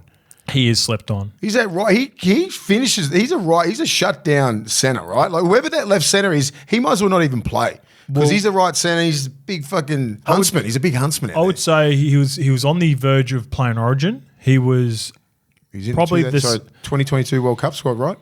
Yep, played on the wing outside Trell. He was. I would say he would have been in the contention for center of the year last year before he got injured. Yeah, he's a really important player. Isaiah Tass is underrated too. I think he's a guy. Few injuries, man. Yeah, few injuries on the outside in the outside backs. They're tough enough, and they won't say that they're going to be injured, but it's like they slow down the groin, the hamstrings, calves, shoulders. You know what I mean? It's like, oh, why is he missing tackles? Because he can't feel his shoulder. You know what I mean? Like he's getting beat on the outside because he's fucking hamstrings, but they're just tough, man. The under-21s NYC comp started this week with Game 4. The Eels 44 defeated the Dragons 40. Now, this was crazy, right? God, and this is one of those ones I had to did you watch it? Yeah. I was watching my goddaughter play who got through to the grand final. Shout out to Mims. Nice. Mims was playing in the grand final. I was checking the highlights. I had you guys texting throughout the game. Bad. Parramatta get off. They win at 44-12, and then I get home and I see the results 44-40. Don't look at the 40, bud. Don't look at the 40. The game was well and truly over. I wasn't stressed at all. Yeah. The Dragons, probably with a minute 20 to go when they scored that last try. It's just like, I just thought. Gutho and Mitchie. They're still not. Yeah, Gutho would have been like, fuck, they bought me off. It was game over. It was well and truly over. It would have been a miracle if they had won. What a roller coaster season for Parramatta. And this sums it up perfectly. This is it. 44-12. 2 games to go. You're about to play the West Tigers next week in the Spoon Bowl. There's fucking 7 or 8 minutes to go. They play Tigers on Friday for the Spoon. It's going to be a fun watch. It'll be good. It's going to be like a finals type game. It's almost like watching a relegation game in the Super League. Yeah, it is with the pressure that's associated with that. Now I've played in that as well, but I played in the Spoon Bowl in 2011. We beat the Titans, captained by Greg Bird. Shout out to Birdie. Spoon 2011. Well done, Birdie. Congrats on your wooden spoon, Birdie. And I went back and it's like seen the lineups last night just to confirm. Yeah, we ended up finished 14th, so we jumped, I think, the Raiders or something. But I remember going into that game. Fuck, that was a nervous game. That was a yuck game. Yeah, because you don't want no one wants. No one wants it. It sucks. Something great's got it, bud. Yeah. What about the Dragons? Like I said it, I said it last week. I backed the Eels because I just don't think they've been the same since Nikita scored. Yeah, like they just fell apart. Like it's just like, oh, season's done. Yeah, like that was 44 straight. Like with 20 to go, it was game over. The Dragons have overachieved this year. Yeah, I suppose. But they got themselves in a position where they had everything to play for. Compared to what everyone else was saying, with three games to go, they were in the driver's seat to finish in that 8th position. And they failed against a team last week in Cronulla that was missing a number of stars. And then they lost to the 16th place, a talented 16th place Eels team. But in saying that, what do you say? Oh, they've still got a chance this week. So they've got a slight chance. Newcastle are playing Dolphins the last round of the game. If they draw that game, and the Dragons beat the Raiders, which I don't anticipate after the way the Raiders have played the last couple of weeks. Shout out to Sticky, who I ran into on my run. I should have anticipated. I should have anticipated a Raiders win. That was a good omen. Yeah. But if you're the Dragons, you're hitting the piss straight after the game, right? Like if you win and beat the Raiders, we'll be right next year, boys. You need a draw in that game. Otherwise, the winner goes through and solidifies 8th position. Yeah, I just don't understand how they could fall off like this. I mean, I know the Eels are like, they're a decent side on paper, talented as well, but like Dragons got so much more to play for. Even I said it like with 22 minutes to go when Nikita did score, like he shouldn't have scored. He went straight back on the inside, no cover at all. So you think that Sharks' performance at the back end just completely deflated them and they just gave up? They realised they're not a finals team. Yeah. That's what it seemed. Well, that's what it looks like right now. Do you think the the Bulldogs 44 points on you? Do you think the Bulldogs game took some steam out of them as well? Because they were up for that game and they were pumped. Yes. And they realised they weren't even close to the Bulldogs. Yeah. Who have, in a lot of people's eyes, have overachieved as well. Yeah, I think that was probably a game where everyone's like pumping the Dragons up, going, okay, well, are they the real deal? And they got worked on that game. The Bulldogs hammered them, so I don't feel sorry for them. It's what it is. Yeah, you know, like they had everything to play for, and they dished that up. Some of the presses were maybe they aren't who we thought they were. You know, like it's just. They're a decent team, but maybe they've overachieved, right? This is who I think they are. Yeah, that's what I'm saying. Everyone's just trying to pump them up because they've had a very big year and they've overachieved in people's eyes. In some people's eyes, I think they've always been a strong team. But they're probably a team around about 10 or 11. Yeah, agreed. You know, like agreed. You know, if everything goes right, they could probably get into the 8. Agreed. You know, like they're out there. We said at the start with the Raiders and, you know, Dolphins and all these sort of teams that are sitting right where they are now. They're supposed to be there. Yep. All right, let's move on to the Dolphins, who were outstanding. They've put themselves in the driver's seat now with a game to go against Newcastle. 40 defeating the Broncos 6. Herbie, after the game, informed Fox that no one knew the team until basically game day. So all the changes that he made with Trey Fuller going to fullback, Avarillo going to 6, Herbie going from left to right. Basically, it was a Wayne masterclass. He didn't want anyone outside externally to know, so he didn't name the team list until the day of. That's got a bit of Brian Smith about it, but 100%. It was the circumstances, I think, and it was now 40-6. It looks like a masterstroke from the man himself, and he took this one personally. Herbie took it personally. And as if Wayne going straight down on the field after the game at Suncorp wasn't intentional as well. He doesn't usually do that. No. He never gets on the field. He just walks down and you see him in the sheds. You'll love this. Straight in the sheds and waits there for the players. Because your elevator goes straight down, right? You don't have to walk through the crowd. Someone at SEN in the text in, Wayne was on the field that quick, they could get in trouble for having 14 players on the field. That was a good one. Oh, wow. Yeah, I don't know. What do you think about that? I just think the Dolphins did come to play, but I just expected a little bit more from the Bronx. You know, when we were talking about, I think me and Ren were talking about some of the guys with all these vlogs and shit like that before the game. Yeah? I was like, that somehow has to take focus off fucking playing. Like, unless you're killing it, you know what I mean? Like, just I see Suoliti and I see this Jordan Riki guy and all these other guys making vlogs before the game. Like, be in the top 4 or something like that when you can do that shit when everyone's fucking loving it. You can't be bottom. You can't be fucking struggling to make the 8 doing that shit. And you think that I'm me as a coach thinking you're fully fucking like you're fully in. I gotcha. You know what I mean? Like, I'm like, dude, this is what you're worried about fucking likes and views when you should be concentrating on just getting to the game, playing your fucking best football.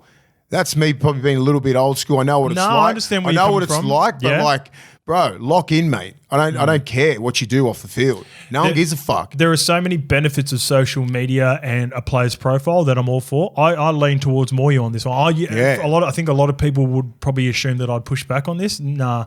I don't even want it from my top 4 teams to be honest. I don't want it from anyone in my team if I'm coach. Like, or if it is going to happen, start of the year. As soon as we get close to finals, and I know there's a place for it. And don't get me wrong, there'll be fans that go and we love the access of it. We've had the access, so we don't require it. Fuck, who cares? You're not an NBA player or NFL player. You got millions and millions of fucking followers and people have got sponsors and shit like that. Come on, man, you play in the NRL. No one gives a fuck what you're doing. But that's what they would aspire to be. But you're not going to be that. We're never going to get paid this, and this is where let's have a conversation. But it's like let's figure it out. But like, no one really. Do they actually really care? Do they think that people want to know what the fuck they're doing game day? Yes, they do. They do, and because like we're never going to have the followers like that. Reece Walsh is, I think, the most Instagram player in the competition right now. I think he's. Can you look for us, please, Lukey? But he's never going. He's 4 million 3 million, 4 million? No, he's nowhere near millions. Oh, man. hundreds Come of on, thousands. bro. Yeah, but instead, that's my comparison, right? He's never going to have the same amount of followers as LeBron James. That doesn't mean he shouldn't have the social media, right? You know, I that's get it. my. I that's my get argument. it. When you're a superstar, Say that again. 537,000. So they watch. It's like us. We watch NBA players. We might sort of act a certain way. I remember when I was coming through, I'd watch some highlights. I'd want to do some try celebrations like the NFL players. They're still like that, even though I agree with you. On everything, so a lot of what you're saying, I would still prefer if I was an NBA coach, not for my play to vlog and do game day stuff. If you're an NBA player, there's a different sort of level. If you're the shit, if you're the best, you fucking go out there and drop 40 on people. When you've got a team sport like rugby league, when you cannot dominate games like that, and you sit on your edge and you do this, and you can't influence games like NBA players. That's where I disagree with you. Yeah, I wouldn't want my NBA players doing it either. They can do what they want. It's a different sport over there, man. America's different. Oh, the culture's different? The culture's different. Everyone loves that shit. We don't love it here, man. Yeah, I still think there's a world. I look at it. I'm just saying, if I'm coach, I'm like, stop doing that, bro. Yeah. You're not LeBron James. You're not Ronaldo. You're not all these fucking superstars. You're an NRL player. Lock in. I need you locked in every single game. Do your shit and do your ads and that wherever you fucking want, but not while you're doing it during the year. So you want no game day stuff. That's your biggest pushback. The advertisement and all that sort of stuff. Go get as much money as you can, right? Yeah. As much money as you can sponsorship-wise. But do you really think people care what you're eating for fucking breakfast? And what, you know what I mean? Like, I don't, I'm not sure. I'm super conflicted on this. I know. I get it. I think it's cool and shit, but I know I know what sort of player I was like, and I know I would never do that shit, right? So as a fan, in any sort of way, if you didn't play first grade, would you find that entertaining? No. But I don't think you can put yourself in a fan's perspective because you've played it. No. That's why it's different. Not to an NRL player. Look what LeBron James is doing. Look what Ronaldo's doing. I agree with you all the way up until it. Like NBA, I don't want to mix it between NBA players. I would just, as if I was a coach of an NBA player, an NRL player, or I get what they're doing it for. I do understand, but I'm like, when you're not killing it every fucking game, that's when I'm just going to push back. I don't care if they're killing it or not. Yeah, like, I do if I'm a coach. Okay, I'm like, gotcha. you fucking play 8 out of 10 every single game. All right, unless it's starting to affect what you're doing on the field. Yeah. That's when I'm pushing back. If you're Ivan and Nathan wants to do it, are you sweet? Probably. But barely. I'll be like, you better you do it, and you just I want you locked in every game. I trust the culture out there, and I trust Nathan Cleary. All right, so take the father-son relationship out of it. If you're Craig Bellamy, he ain't doing it. You see anyone do it down there? You see anyone in Wayne Bennett's team do it? No. Wayne wouldn't give a shit because he's not on social media.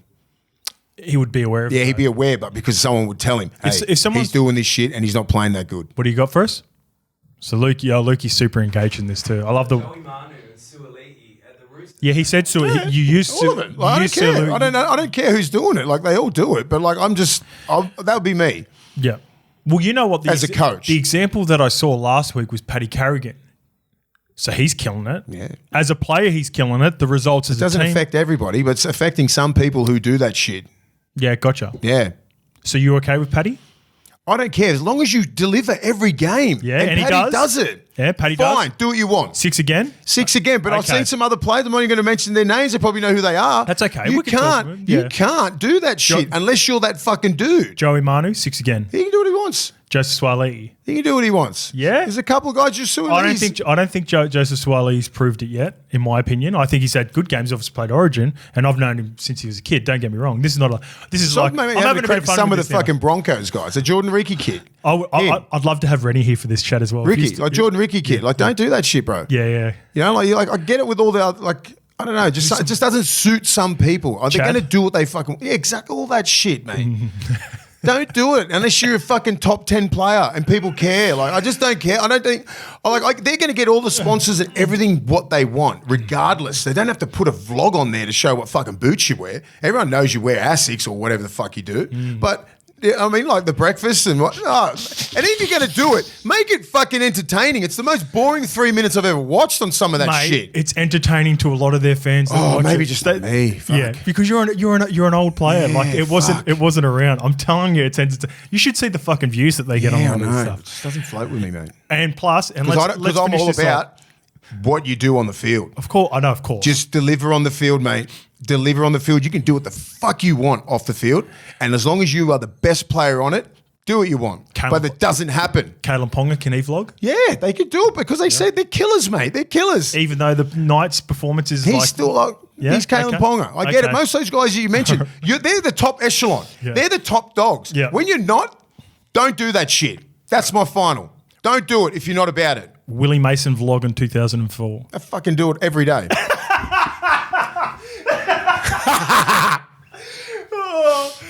Oh, you are the best. I just don't like guys who can't deliver on the field. Oh, Do it on the field and you can do what the fuck you want. man, some of those guys you mentioned have delivered as well, though, at times. But Not this year. all right, where do we go? What else? Can't do it when you're playing reserve grade.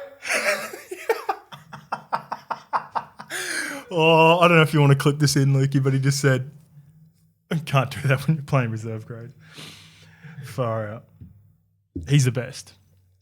He's the best. Fuck, he's so funny. Shout out to any of the boys. Lukey, if you clip this up and any of the boys take it personally, it's just mate. He's hilarious. They're having a toilet break now too. I vlog every day. 2004 Mace is vlogging every day. Breakfast. What boots he's wearing. Who's that? I'm just talking out loud to myself. Oh, we're going to clip this up for sure. Oh, fucking hell. I want to know.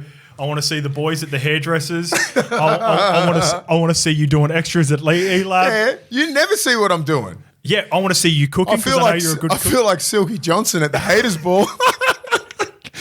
Oh, that's going to be a good clip. Anyway. That's going to be a good clip. All right, so what were we even talking about? How do we get to that? Don't On the worry. Broncos? Bronx. Yeah, Broncos. Because just like if you're the Bronx and you And by see the what's way, going on. I don't think even Jordan Ricky put out a vlog too, by the way. I think No, it I'm was not saying he Paddy. did. He has. He has? Has Yeah, he done a man. game day vlog? Okay. Anyway. Anyway. Yeah, we talked about Joey Manu. Oh, again, some of the decisions over the weekend with the Felice sin binning. I don't know if you've seen that. Yeah, I did. Come on. He's been given 2 weeks, mate. Oh, what? Yeah.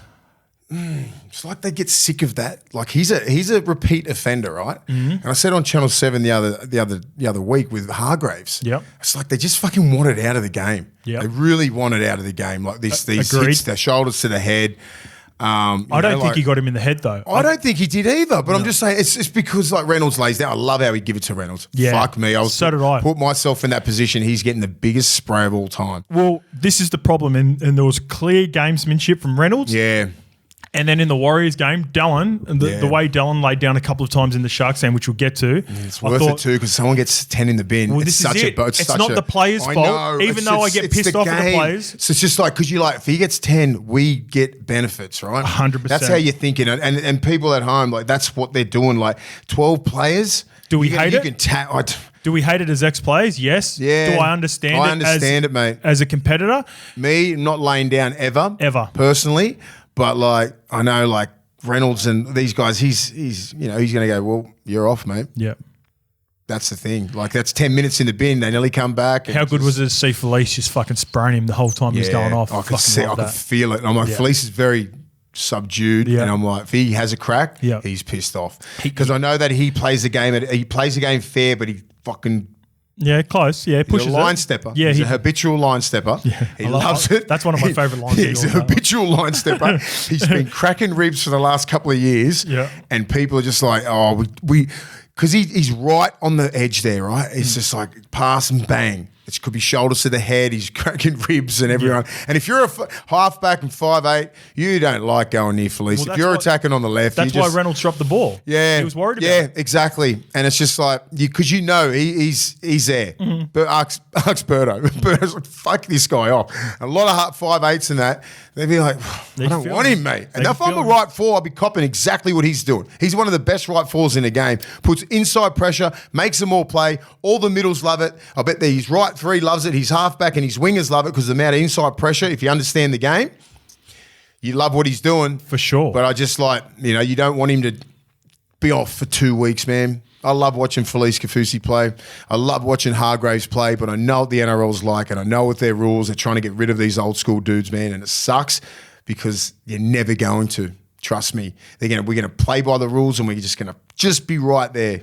You can't take physicality out of the game of rugby league. This is rugby league, mate. You don't play the game. If you don't like physicality, don't fucking play. I am all for what we spoke about last week with the Stephen Crichton. See the Stephen Crichton and Cam Murray hits from last week. I think there was less intent from them from Felice and Jared to hurt, but Felice and Jared's contact weren't as clear cut as Cam and Stephen. So I understand Stephen Crichton and Cam Murray getting a week each. I don't understand this, mate. This is a do or die game for a Dolphins franchise in their second season to make the top 8, and they're going to miss arguably one of their most important players. The game is wanting to get rid of this so bad. It's a little black eye on the game, but guess what? You're not going to, because the players are still going to push the envelope really hard, because we want these guys. We can't have halfbacks digging into the line. He digs into the line, into the right 4. You know that. You're fucked. And you only got 3 defenders out there. Yeah. You get skinned. There's no inside pressure. If they run with confidence and can dig into the line, you deserve your fucking ribs broken. You deserve to take your lick, because you're going to get the benefits as an attacking team on the wingers, because they get to make they have to make. And I love how they're protecting halves and everything like that. Yeah, so this is going ridiculous. Yeah, agreed. You know what I mean? Like if the ball's released and you get cracked, I'm against that. I'm totally against it. But if it's a line ball like that and it's right on the release and contact, what do you expect these players to do? Yeah, I don't think it's even line ball. I think it's not that wasn't. And Felice, as aggressive as Felice is, he even goes like feels the contact and then pulls. You can see him pulling back. He hit Birdo way harder. Way harder. Dumb rule. When Paddy scored their first try running over Fuller, it reminded me of Walsh a couple of weeks ago. It's like he scored it reluctantly again. And I know now looking at this time I didn't text in the group or anything like that, but I was like, there's no connection at all right now with the Broncos. Would you play Payne Haas? Sorry. I've got that 45 metres. It's his least amount of meterage. Is that how much he got? 45 Yeah, and I think he got. And that was with seven minutes to go. I think. Yeah. Okay. When they put him back on for that last thing, I think he had 1 or 2 hit ups after that. But for that main part that he was on, they did a good job. 40 metres. He finished with 93. That's what I mean. So he got about 2 or 3 late. Yeah, he did. Yeah, but like with that his first stint, would you say it was 50 or 60 minutes? Yeah. He only did he had 45 metres gain. Yeah. So they nullified him. I told you, he could go into the line. He had 1 or 2 good runs late, and that was when the game was in rubbish time. It was already game over, so you're not trying to hit Payne Haas like he was. Why didn't they get him off? Why did they put him back on? Yeah, that's what I mean. Like when he did his first stint, it was game over. It was 36-6. You are not going to win this game. Hey, rest up for the rest of the year. That's what I'll be saying. Yeah. I need Payne Haas for another 10 years. Well, especially if you're the coach moving forward, and this is what we'll get to. This is bad, man. This is bad. I was so angry because you're putting him out there, and he's more susceptible to an injury, especially with a Liz Frank, to busting his whole fucking leg and rupturing his Liz Frank. I was sitting there going, why is he back on? Let the young kid come on, the big Pikura kid. Was it Pikura? Takura. Let him finish the game. And Xavier Wilson. Get some minutes into you. Right? Here we go. Get some experience. The season's done. Depressors are back for this week, George. Yeah, you are the king. Have you seen this? Kev, you said it's not part of who you are as a club and team, but that wasn't a one-off tonight. You've had some pretty poor losses the last 3 months. Oh, I wouldn't say that. What about the Bulldogs game here? It was pretty bad. Oh, well, it wasn't great, but... Yeah, what do you think? You seem to know a lot about everything. What do you mean I seem to know a lot about everything? I'm just asking you. You're saying it's not part of your team, but it's not, happened more than once, Kevin. Yeah, it has, which is not... That's what I'm saying. It's not great, so... Can you give us an explanation of the change? Because Payne Haas came off... Rattled. Listen. And he was on 3 minutes later. Was that due to circumstances? Well, he was cramping, so I wanted to get him off and spell him for a few minutes and get him back on, because it was quite hectic there, so... It's good stuff. That's why I love watching the presses. I watch every losing. It's intense. I know. Who was the journo? It sounded like Hoops, but Hoops don't do that shit. He's too big now. What about He's too big, Hoops. What about when he goes, "What do you mean?" I want to get it right. Hold on. No, but it's like, oh, what about the Bulldogs game? What do you reckon? Yeah, it wasn't great, but... What do you reckon? You've seen it and everything. What do you think? What do you mean? I seem to know a lot. What do you mean? I don't seem to know a lot about everything. Kevy. I'm just asking you a question, mate. Honestly, I know, mate. It's so hard for these coaches. You know, Kevy puts his heart and soul into that course, fucking that's- club. that's when and you that's get where I know why you watch him, right? Because you're crazy like that. Yeah. And I'm like, I can't because I love Kevy and I love. Yeah. But I was like, oh, God, I just think like, what would I say in those meetings? If I was in that, I'd be like, shut up. all right. Here's what would happen if I'm you, Mace, and you're the head coach of the Brisbane Broncos, the Bulldogs, and I'm an assistant coach or I'm a part of the media or whatever. I'm going, before you go in after a loss like that, all right, Mace, fuck, let's have a little bit of debrief. What are they going to ask? Yeah. What are they going to attack, the results? Are they going to talk about your statements about making the 8 last week that have led to this performance? You have to have... Got to be locked in. You've got to be locked in, and a part of coaching is, and a big part of why I watch them is you can get a feel of the connection between the player, the coach, and the captain. Yep. The messages that have been portrayed to the players after a game. I think it's evident to see that Kevy's post-match chat to the boys would have been Just pretty angry. similar, like Very angry. lost, angry, agitated, hurt, like a number of different emotions. You've got to be stone cold, mate. Yeah. That's why Wayne handles them so good. We'll Because he don't say much. Well, see, here's my thing then. Going into last week, this is not hindsight. We both called this. Why would you go and do anything to poke the bear? Like saying you're going to make the finals before you're playing in a derby against Wayne Bennett. Like, why? Did he say that? Last week. Referring to them as Redcliffe when they don't want to be referred to as Redcliffe. I forgot all that. Yeah, he said all that shit. Like, With a little bit why? of tongue in cheek, or was he with a course. little bit like? Our house. That's Tony Stagg's our house, but that was after winning a game last week. I'm sure it all would have played a point. But my point is, Confidence is good too. Kev, like I know. Against any other coach. Yeah, I'm not fucking with Wayne. You do not fuck with Wayne. I think, remember about 4 years ago, I've brought this example up before with Jimmy Smith. I fuck around with like Demetrio or something. Like Easy.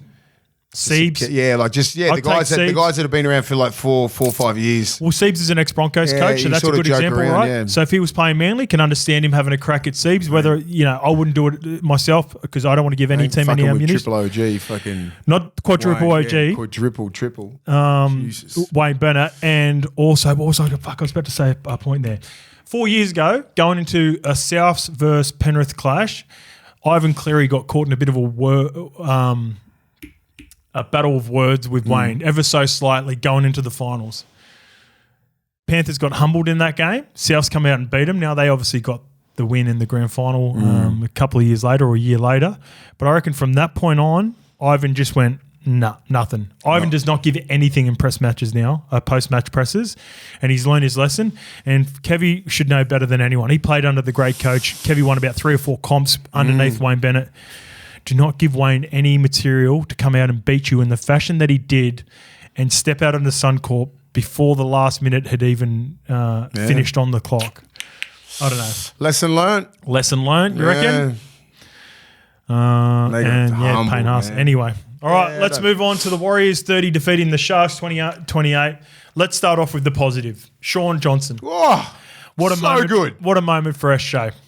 Oh, that's you couldn't have scripted that any better. I was like, this is going to fucking happen, right? I was just sitting there going, surely they win. I was hoping, like everyone would have been hoping, like he does something great to finish his whole career. This is the last minutes in a game, Yeah. and he does that. Yeah. he does that. Like what a fitting, what a final fitting for a human like that. You know what was cool to see? The entire game. So I can understand the emotion that he had last week playing at Mount Smart. He runs onto the field with a smile on his face.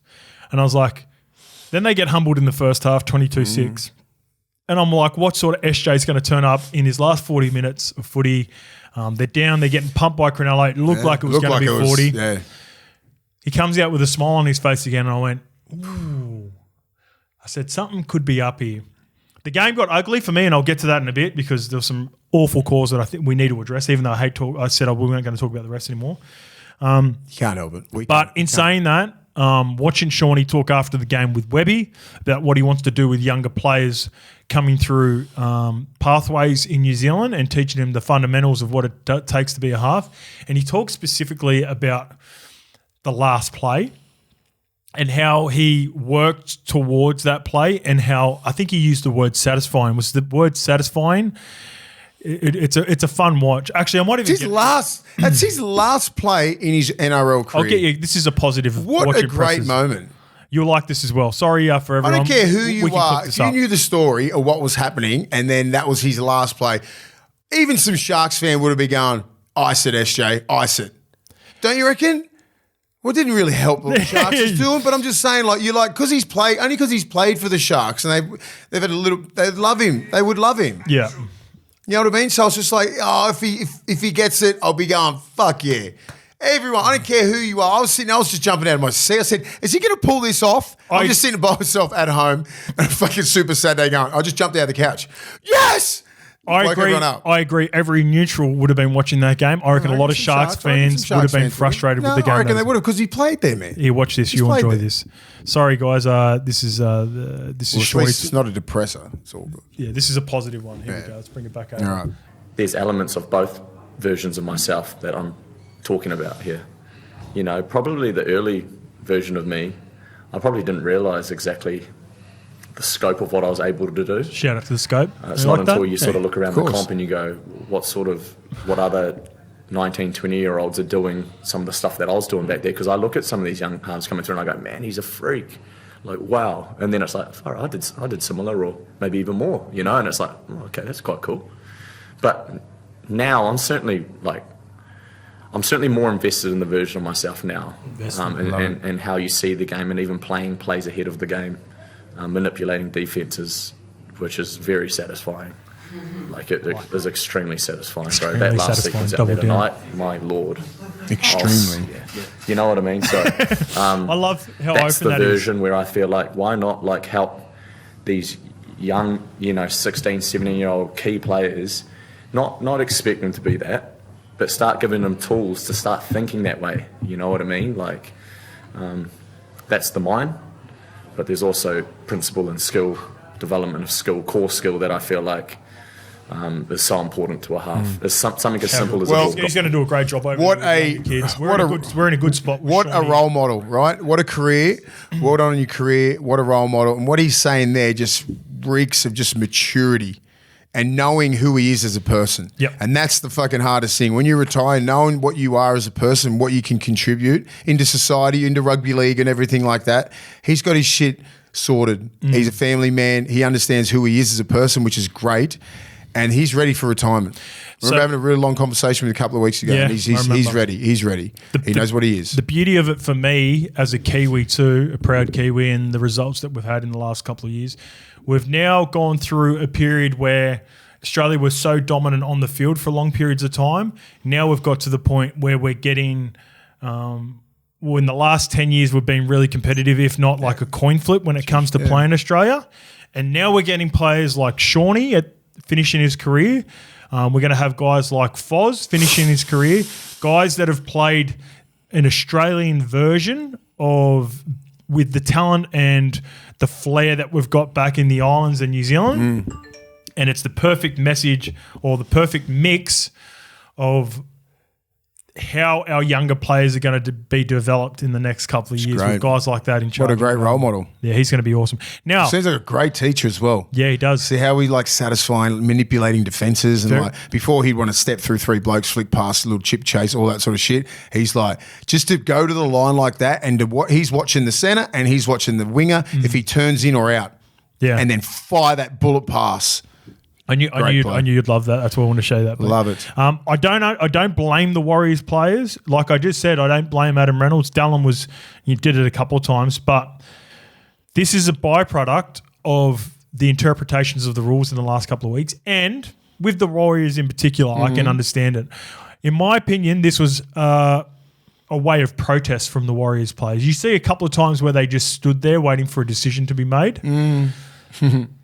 It's like all this pent-up frustration is the way that they've been some of the calls or the bad calls that they've got throughout the existence of them being Warriors fans. Now, I think there are the Warriors fans that go way too far, but there are examples where they've been really hard done by.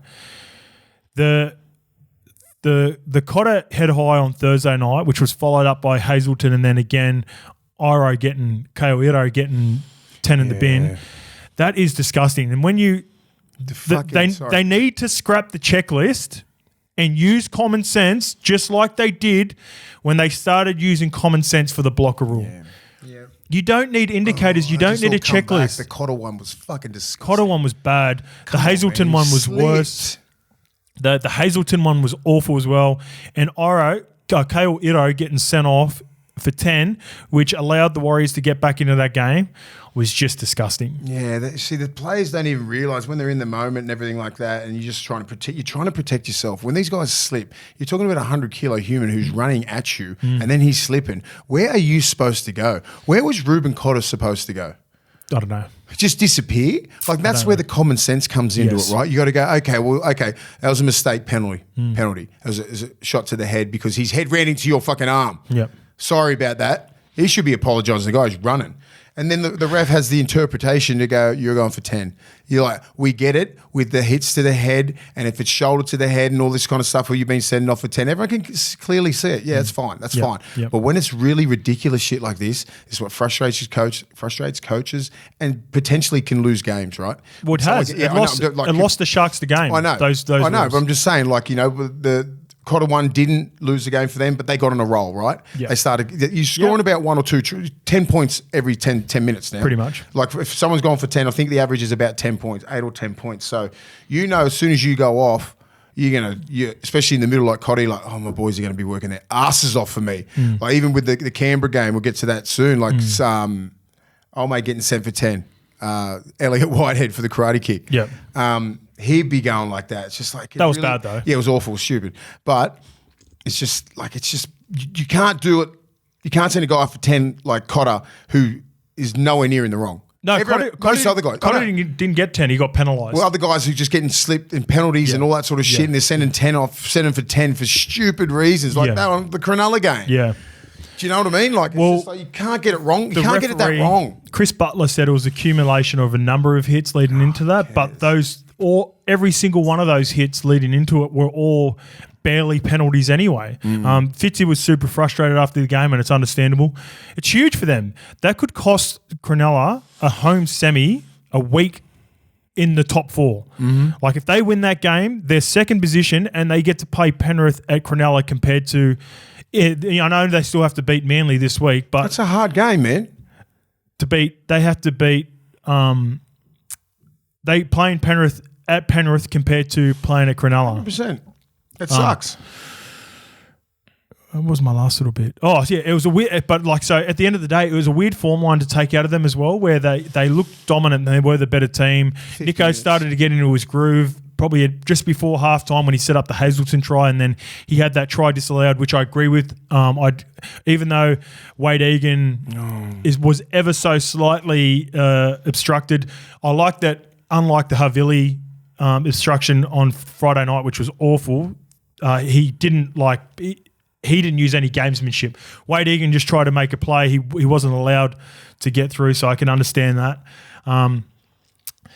But I think the thing for Cronulla is with Nico back, and this is something that they've got to figure out, just like the Storm, if I'm going to be critical again on them. Sort of Blake Brayley just went into a distributor again. Like, you know, he sort of started running, they carved up, then he just stops running, and then they just halt. Going on to those plays where watch the Bulldogs and Manly game, critical moment, first and second half when kick out. I think Cherry ran through, right? And I'm like, he was running at DCE, right? He missed DCE and then he hit Olakau'atu. How far does he need to run? Yeah, but I agree. Olakau'atu got checked ever so slightly. Yeah, just a little bit. Like I was like, I agree, but he wasn't in the first. Like he wasn't.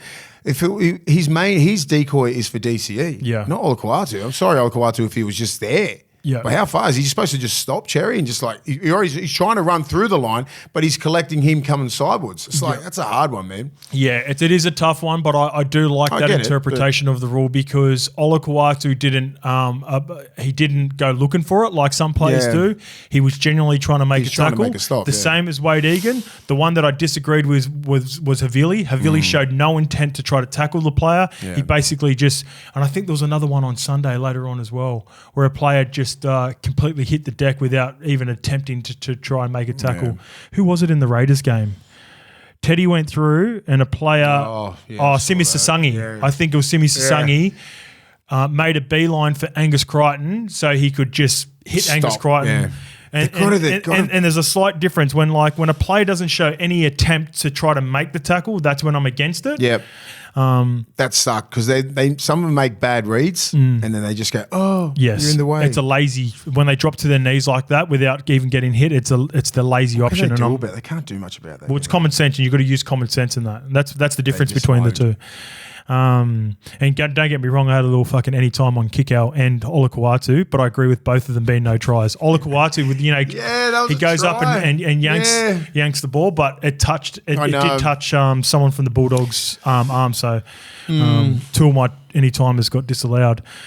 All right, let's move on to the Knights versus Titans. 36. The Knights 36 defeating the Titans 14. Kalen is doing his best work late again. Best, I think Bradman Best returning gave him a lot of confidence because therefore I feel like he needs options both sides to free him up to play his best footy. And I would say in the last probably month he's favouring going over to the right. He really likes what he's seen out of Fletcher Sharp, I reckon. Yeah, he's quick. He's got some X factor about him. He does, doesn't he? Bradman Best is good, man. If he's on that left edge, it's like that you have to get him. There's a couple of people on him all the time. So it's like if Cannon Pong can square up, all he wants to do is get Best one-on-one, especially near the line. Bradman Best has come back with a bit of swagger at the back end of both seasons after playing Origin too. Like he's... There's a lot of these teams right now be like, fuck, if only we had ripped in round 16 and we didn't get beat by fucking 10. Yeah, and I think Knights are going to be one of those teams. Again... It's a hard one to get on the read with Adam. It's a hard read for Adam O'Brien because when you look at the Knights, you're like, all right, they're a fringe top 8 side where they are now. They've underperformed in games. They've missed Kalen for large chunks of both seasons, and they've made a run late. It's hard to assess Adam O'Brien as a coach because there's parts where you go, we've had our question marks on their spines without getting in. I don't want to go deep into that now, but they're clearly missing a dominant spine member in the halves, which... Phoenix Crossland's the answer? No. No. Phoenix Crossland is... enough for me to be a hooker there. He's a 9. I like Phoenix at 9. They need to get rid of Brayley.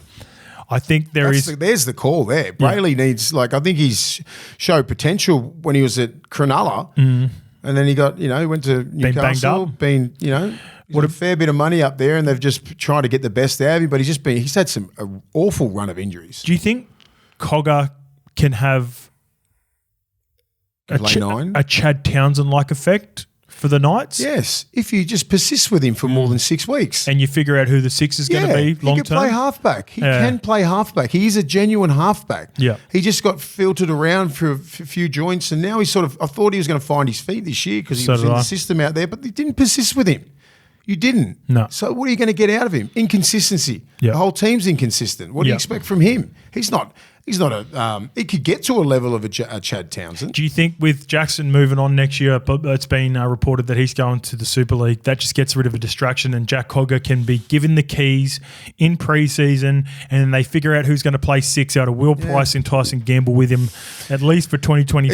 Is Brayley off contract? No, Brayley, Saifidi and a number of senior players have been told that they can look elsewhere. Now, Saifidi, I believe, has come out and said, they're not going to I'm move. not going anywhere. They're not going to move. They're getting paid a fair bit to be up there. They haven't done anything wrong. This is the loyalty thing again, right? Of course. It's all good when the Knights want to get rid of him to get free some cap space up, but they're contract. So dig your heels in and just play good football. And if Knights can beat the Dolphins next week, make the 8, they could potentially get either the Bulldogs, Cowboys or Manly.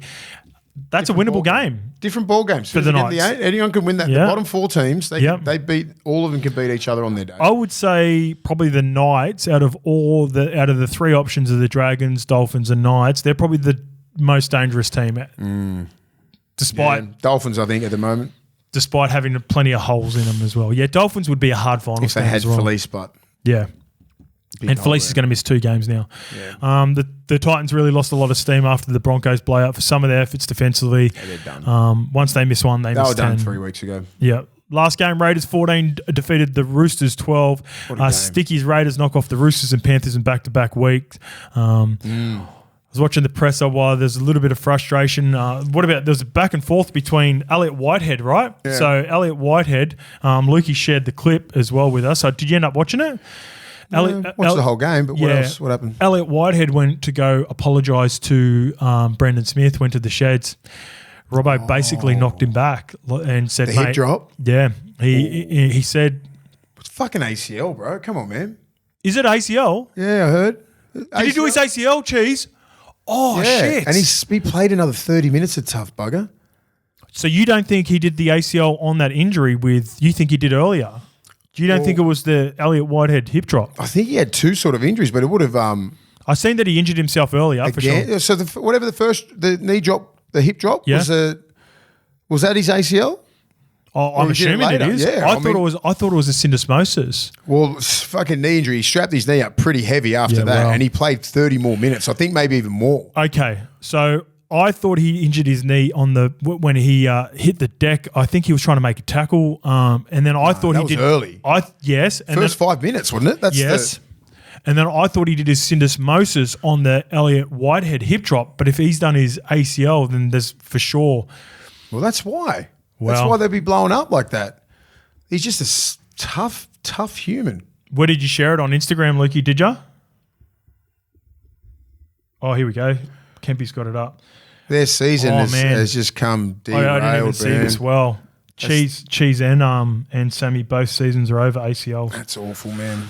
Sammy is. I mean, that's just ruined their whole season. The Roosters. Those two guys are so important to their system, man. I'm not sure what you do. Joey Manu to 5'8". I mean, they haven't got any. Here you go, watch that. Look, obviously, I didn't mean to do Brandon. I know he's come up with a bad injury and stuff, and I'm sorry to him for that. Obviously, I just wasn't happy the way I went over to ask about Brandon, and Trent Robinson's had a go at me. Like I went to apologise, and he's turned on me. So, the way he done that, I thought that were out of order. I don't know what he said in his media if he's done it before yet. But yeah, look, I'm sorry to Brandon, and the other one, I'm not sure if you lot know the rules or I don't know the rules. I just tried stopping an offload. I didn't strike in any malice way, but yeah, whatever. I don't care. He came up and just wanted to ask how Brandon was, and I just sort of said it's too many times. The hip drop's been pretty common in his game for a long time, and I just said it's too many times. It's cost us a player. That was it. He said it was an accident. I just said, look, you've done it too many times. That was it. Yeah, it's been pretty common. If you go and have a look, it's not, I like Elliot, I've watched him since he was in Bradford and Catalans and, but it's been pretty common, and that was what I said. I know he's opened it up here, which is why we're talking about it. And I wouldn't usually want to talk to you guys about it, but he opened it up, and it's been really common in his game his whole career. Thoughts? Ooh. There's layers, isn't there? Well, Robbo's, he'd have all the information on his tackles, and he would not say that, and he wouldn't be out of line or anything like that. So if it's common in his game, Robbo would know. We don't know. I've got a feeling, watching Smelly over the years, he's got a certain tackle technique for sure that would have played a part in versions of a hip drop. I found it, so to be clear, I watched both presses. Elliot went first. Someone asked him the question. Elliot answered it and then said he tried to apologise to Brendan. So there's layers to this, right? It looks that if you just watch them two clipped up next to each other, they don't look great for either, because Robbo was very, I want to get this out as well. Robbo was very complimentary of the way the Raiders play and the way they deserve to win. Yeah. I can understand Robbo being frustrated, and I love Robbo. When Elliot Whitehead comes over and tries to apologise, despite the way that you perceive him to play on the field, I think you got to accept that apology, don't you? Yeah, I would have. But I mean, you're at your emotional and pissed off, and all these can understand all that. These things are going through you at that time, at that moment of time, and that's what Robbo thought was appropriate, right? He's a thinker. He doesn't act on just impulses like that, Robbo. So at that moment, he's probably just highly emotional and just probably wasn't ready for that, and he's that's probably the camel, the straw that broke the camel's back. Like he keeps saying, he's a repeat offender. It's been his game his whole career, and now it's ruined his season. Well, Robbo's a really real student of the game. He strikes me as a lot of guys. He's just got like one of those photographic memories too. And he's what he's saying. He's done. In saying that, Elliot has also been a player. You'd have to have a lot of respect for what Elliot's done. He's like, he's a bit old school in that way. Yeah. And I he guess wouldn't have meant to do it. That's the thing. But in saying that too, and here's my pushback with Robbo on this as well. He's coached Jared Warrior-Hargraves for 10 plus years as well. Jared is a repeat offender for being suspended. Whether you like it or not, whether you think that's old school of him or not, he's also coached Jared and Victor Radley who have continually made mistakes with their contact. Like a different version. Yeah, it's totally different. Like hip drops, because a hip drop is like, you know what you're doing, right? I disagree. I think some hip drops happen just trying to pull a play to the ground. I think there are clearly – that one was awful. Yeah. Don't get me wrong.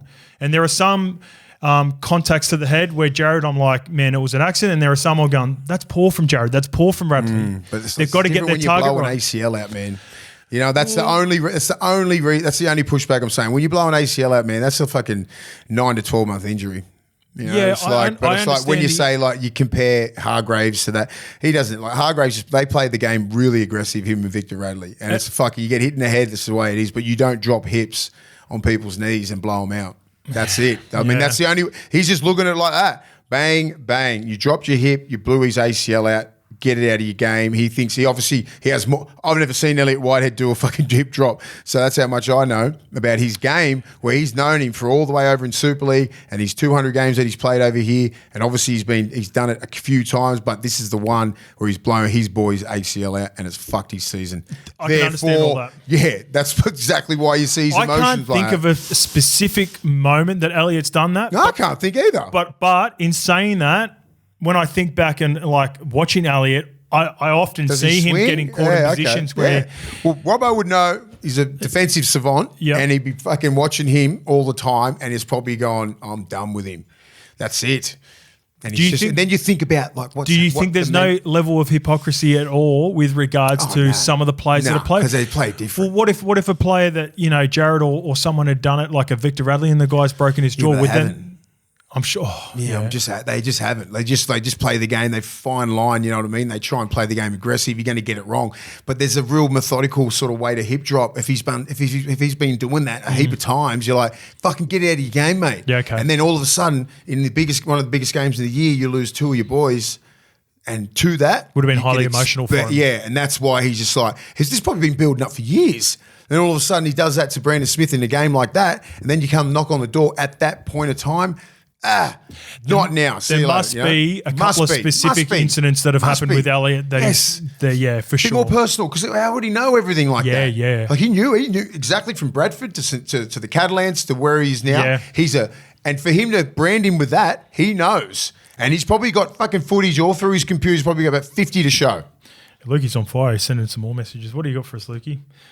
Just to finish off, where did you send it, mate? Instagram? Here we go. Oh, here we go.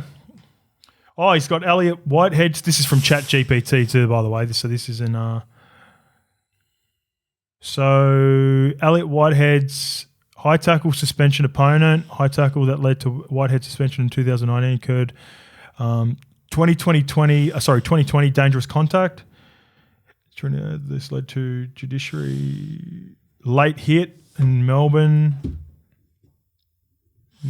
So in this report, and I dare say there would be more. Maybe there's more where he's been penalised, but maybe the dangerous contact to opponent in the Sharks game.